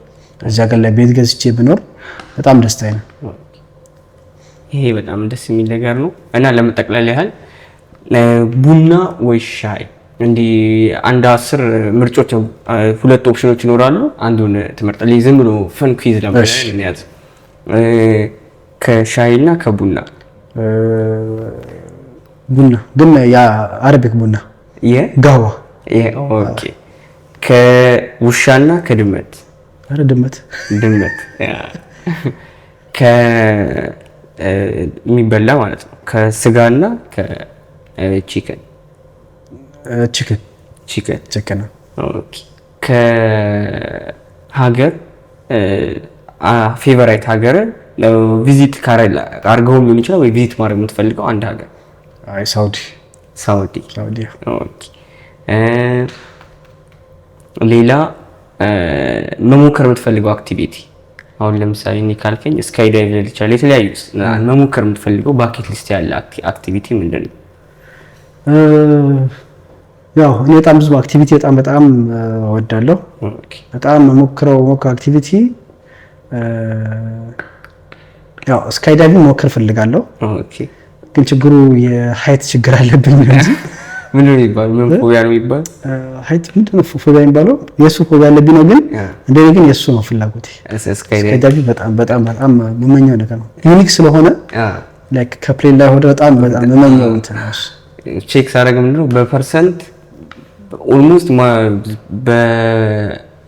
ከ7 ቢሊዮን ህዝብ አይደል ያለው አራውንድ ዘ ወርልድ ኦልሞስት 0.00 በላይፋቸው ላይ እንትን የሚያደርጉት ኦልሞስት ብዙ ሰው ያደረገውም እና ዩኒክ መሆኑም እንዳልከው ደስ ይላል።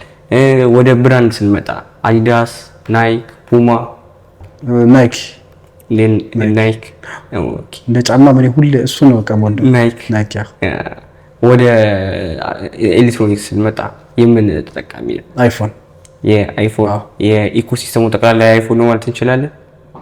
አይፎን ፎር ሚ በፊት ያው ይሄ ወደ አንድሮይዱ ነበርኩ። ግን ከዛ ወደ አይፎን ከገባ በኋላ ደግሞ ወደ አንድሮይድ መመለሱ በጣም በጭራሽ ግን እፈልጋለሁ ላይ ሁለቱ ቢኖረኝ ግን ሞር አሁን ወደ አይፎን በጣም ቆንጆ። ከሶሻል ሚዲያዎችስ ዩቲዩብ፣ ቲክቶክ፣ ፌስቡክ የትኛው ላንተ ሞር ኢንፎርሜሽን ታገኝበት ራስን በደንብ እንድትገልጽበት የሚያደርግ? ያው እንደ ብራንዲንግ ካልከው ኢንስታግራም፣ አይጂ ይቻል ይሆናል። ግን ቲክቶክ ደግሞ አሁን አጠቃቀም ካወቅክበት ቲክቶክ ከሚባለው በላይ እንደኔ ያው ኖርማል ፐርሰናል ብራንድ ቢልድ ያደርገው ያለበትም ቲክቶክ ነው ለኔ። ቲክቶክ በጣም ደስ ይላል።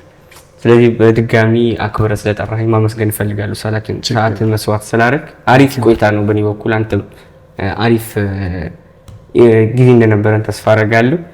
ይሄ ዋሂድ ፖድካስት ነው ከሰላዲን ጋራ። እናመሰግናለን። ታንክ ዩ። እሺ አባቴ በጣም አመሰግናለሁ።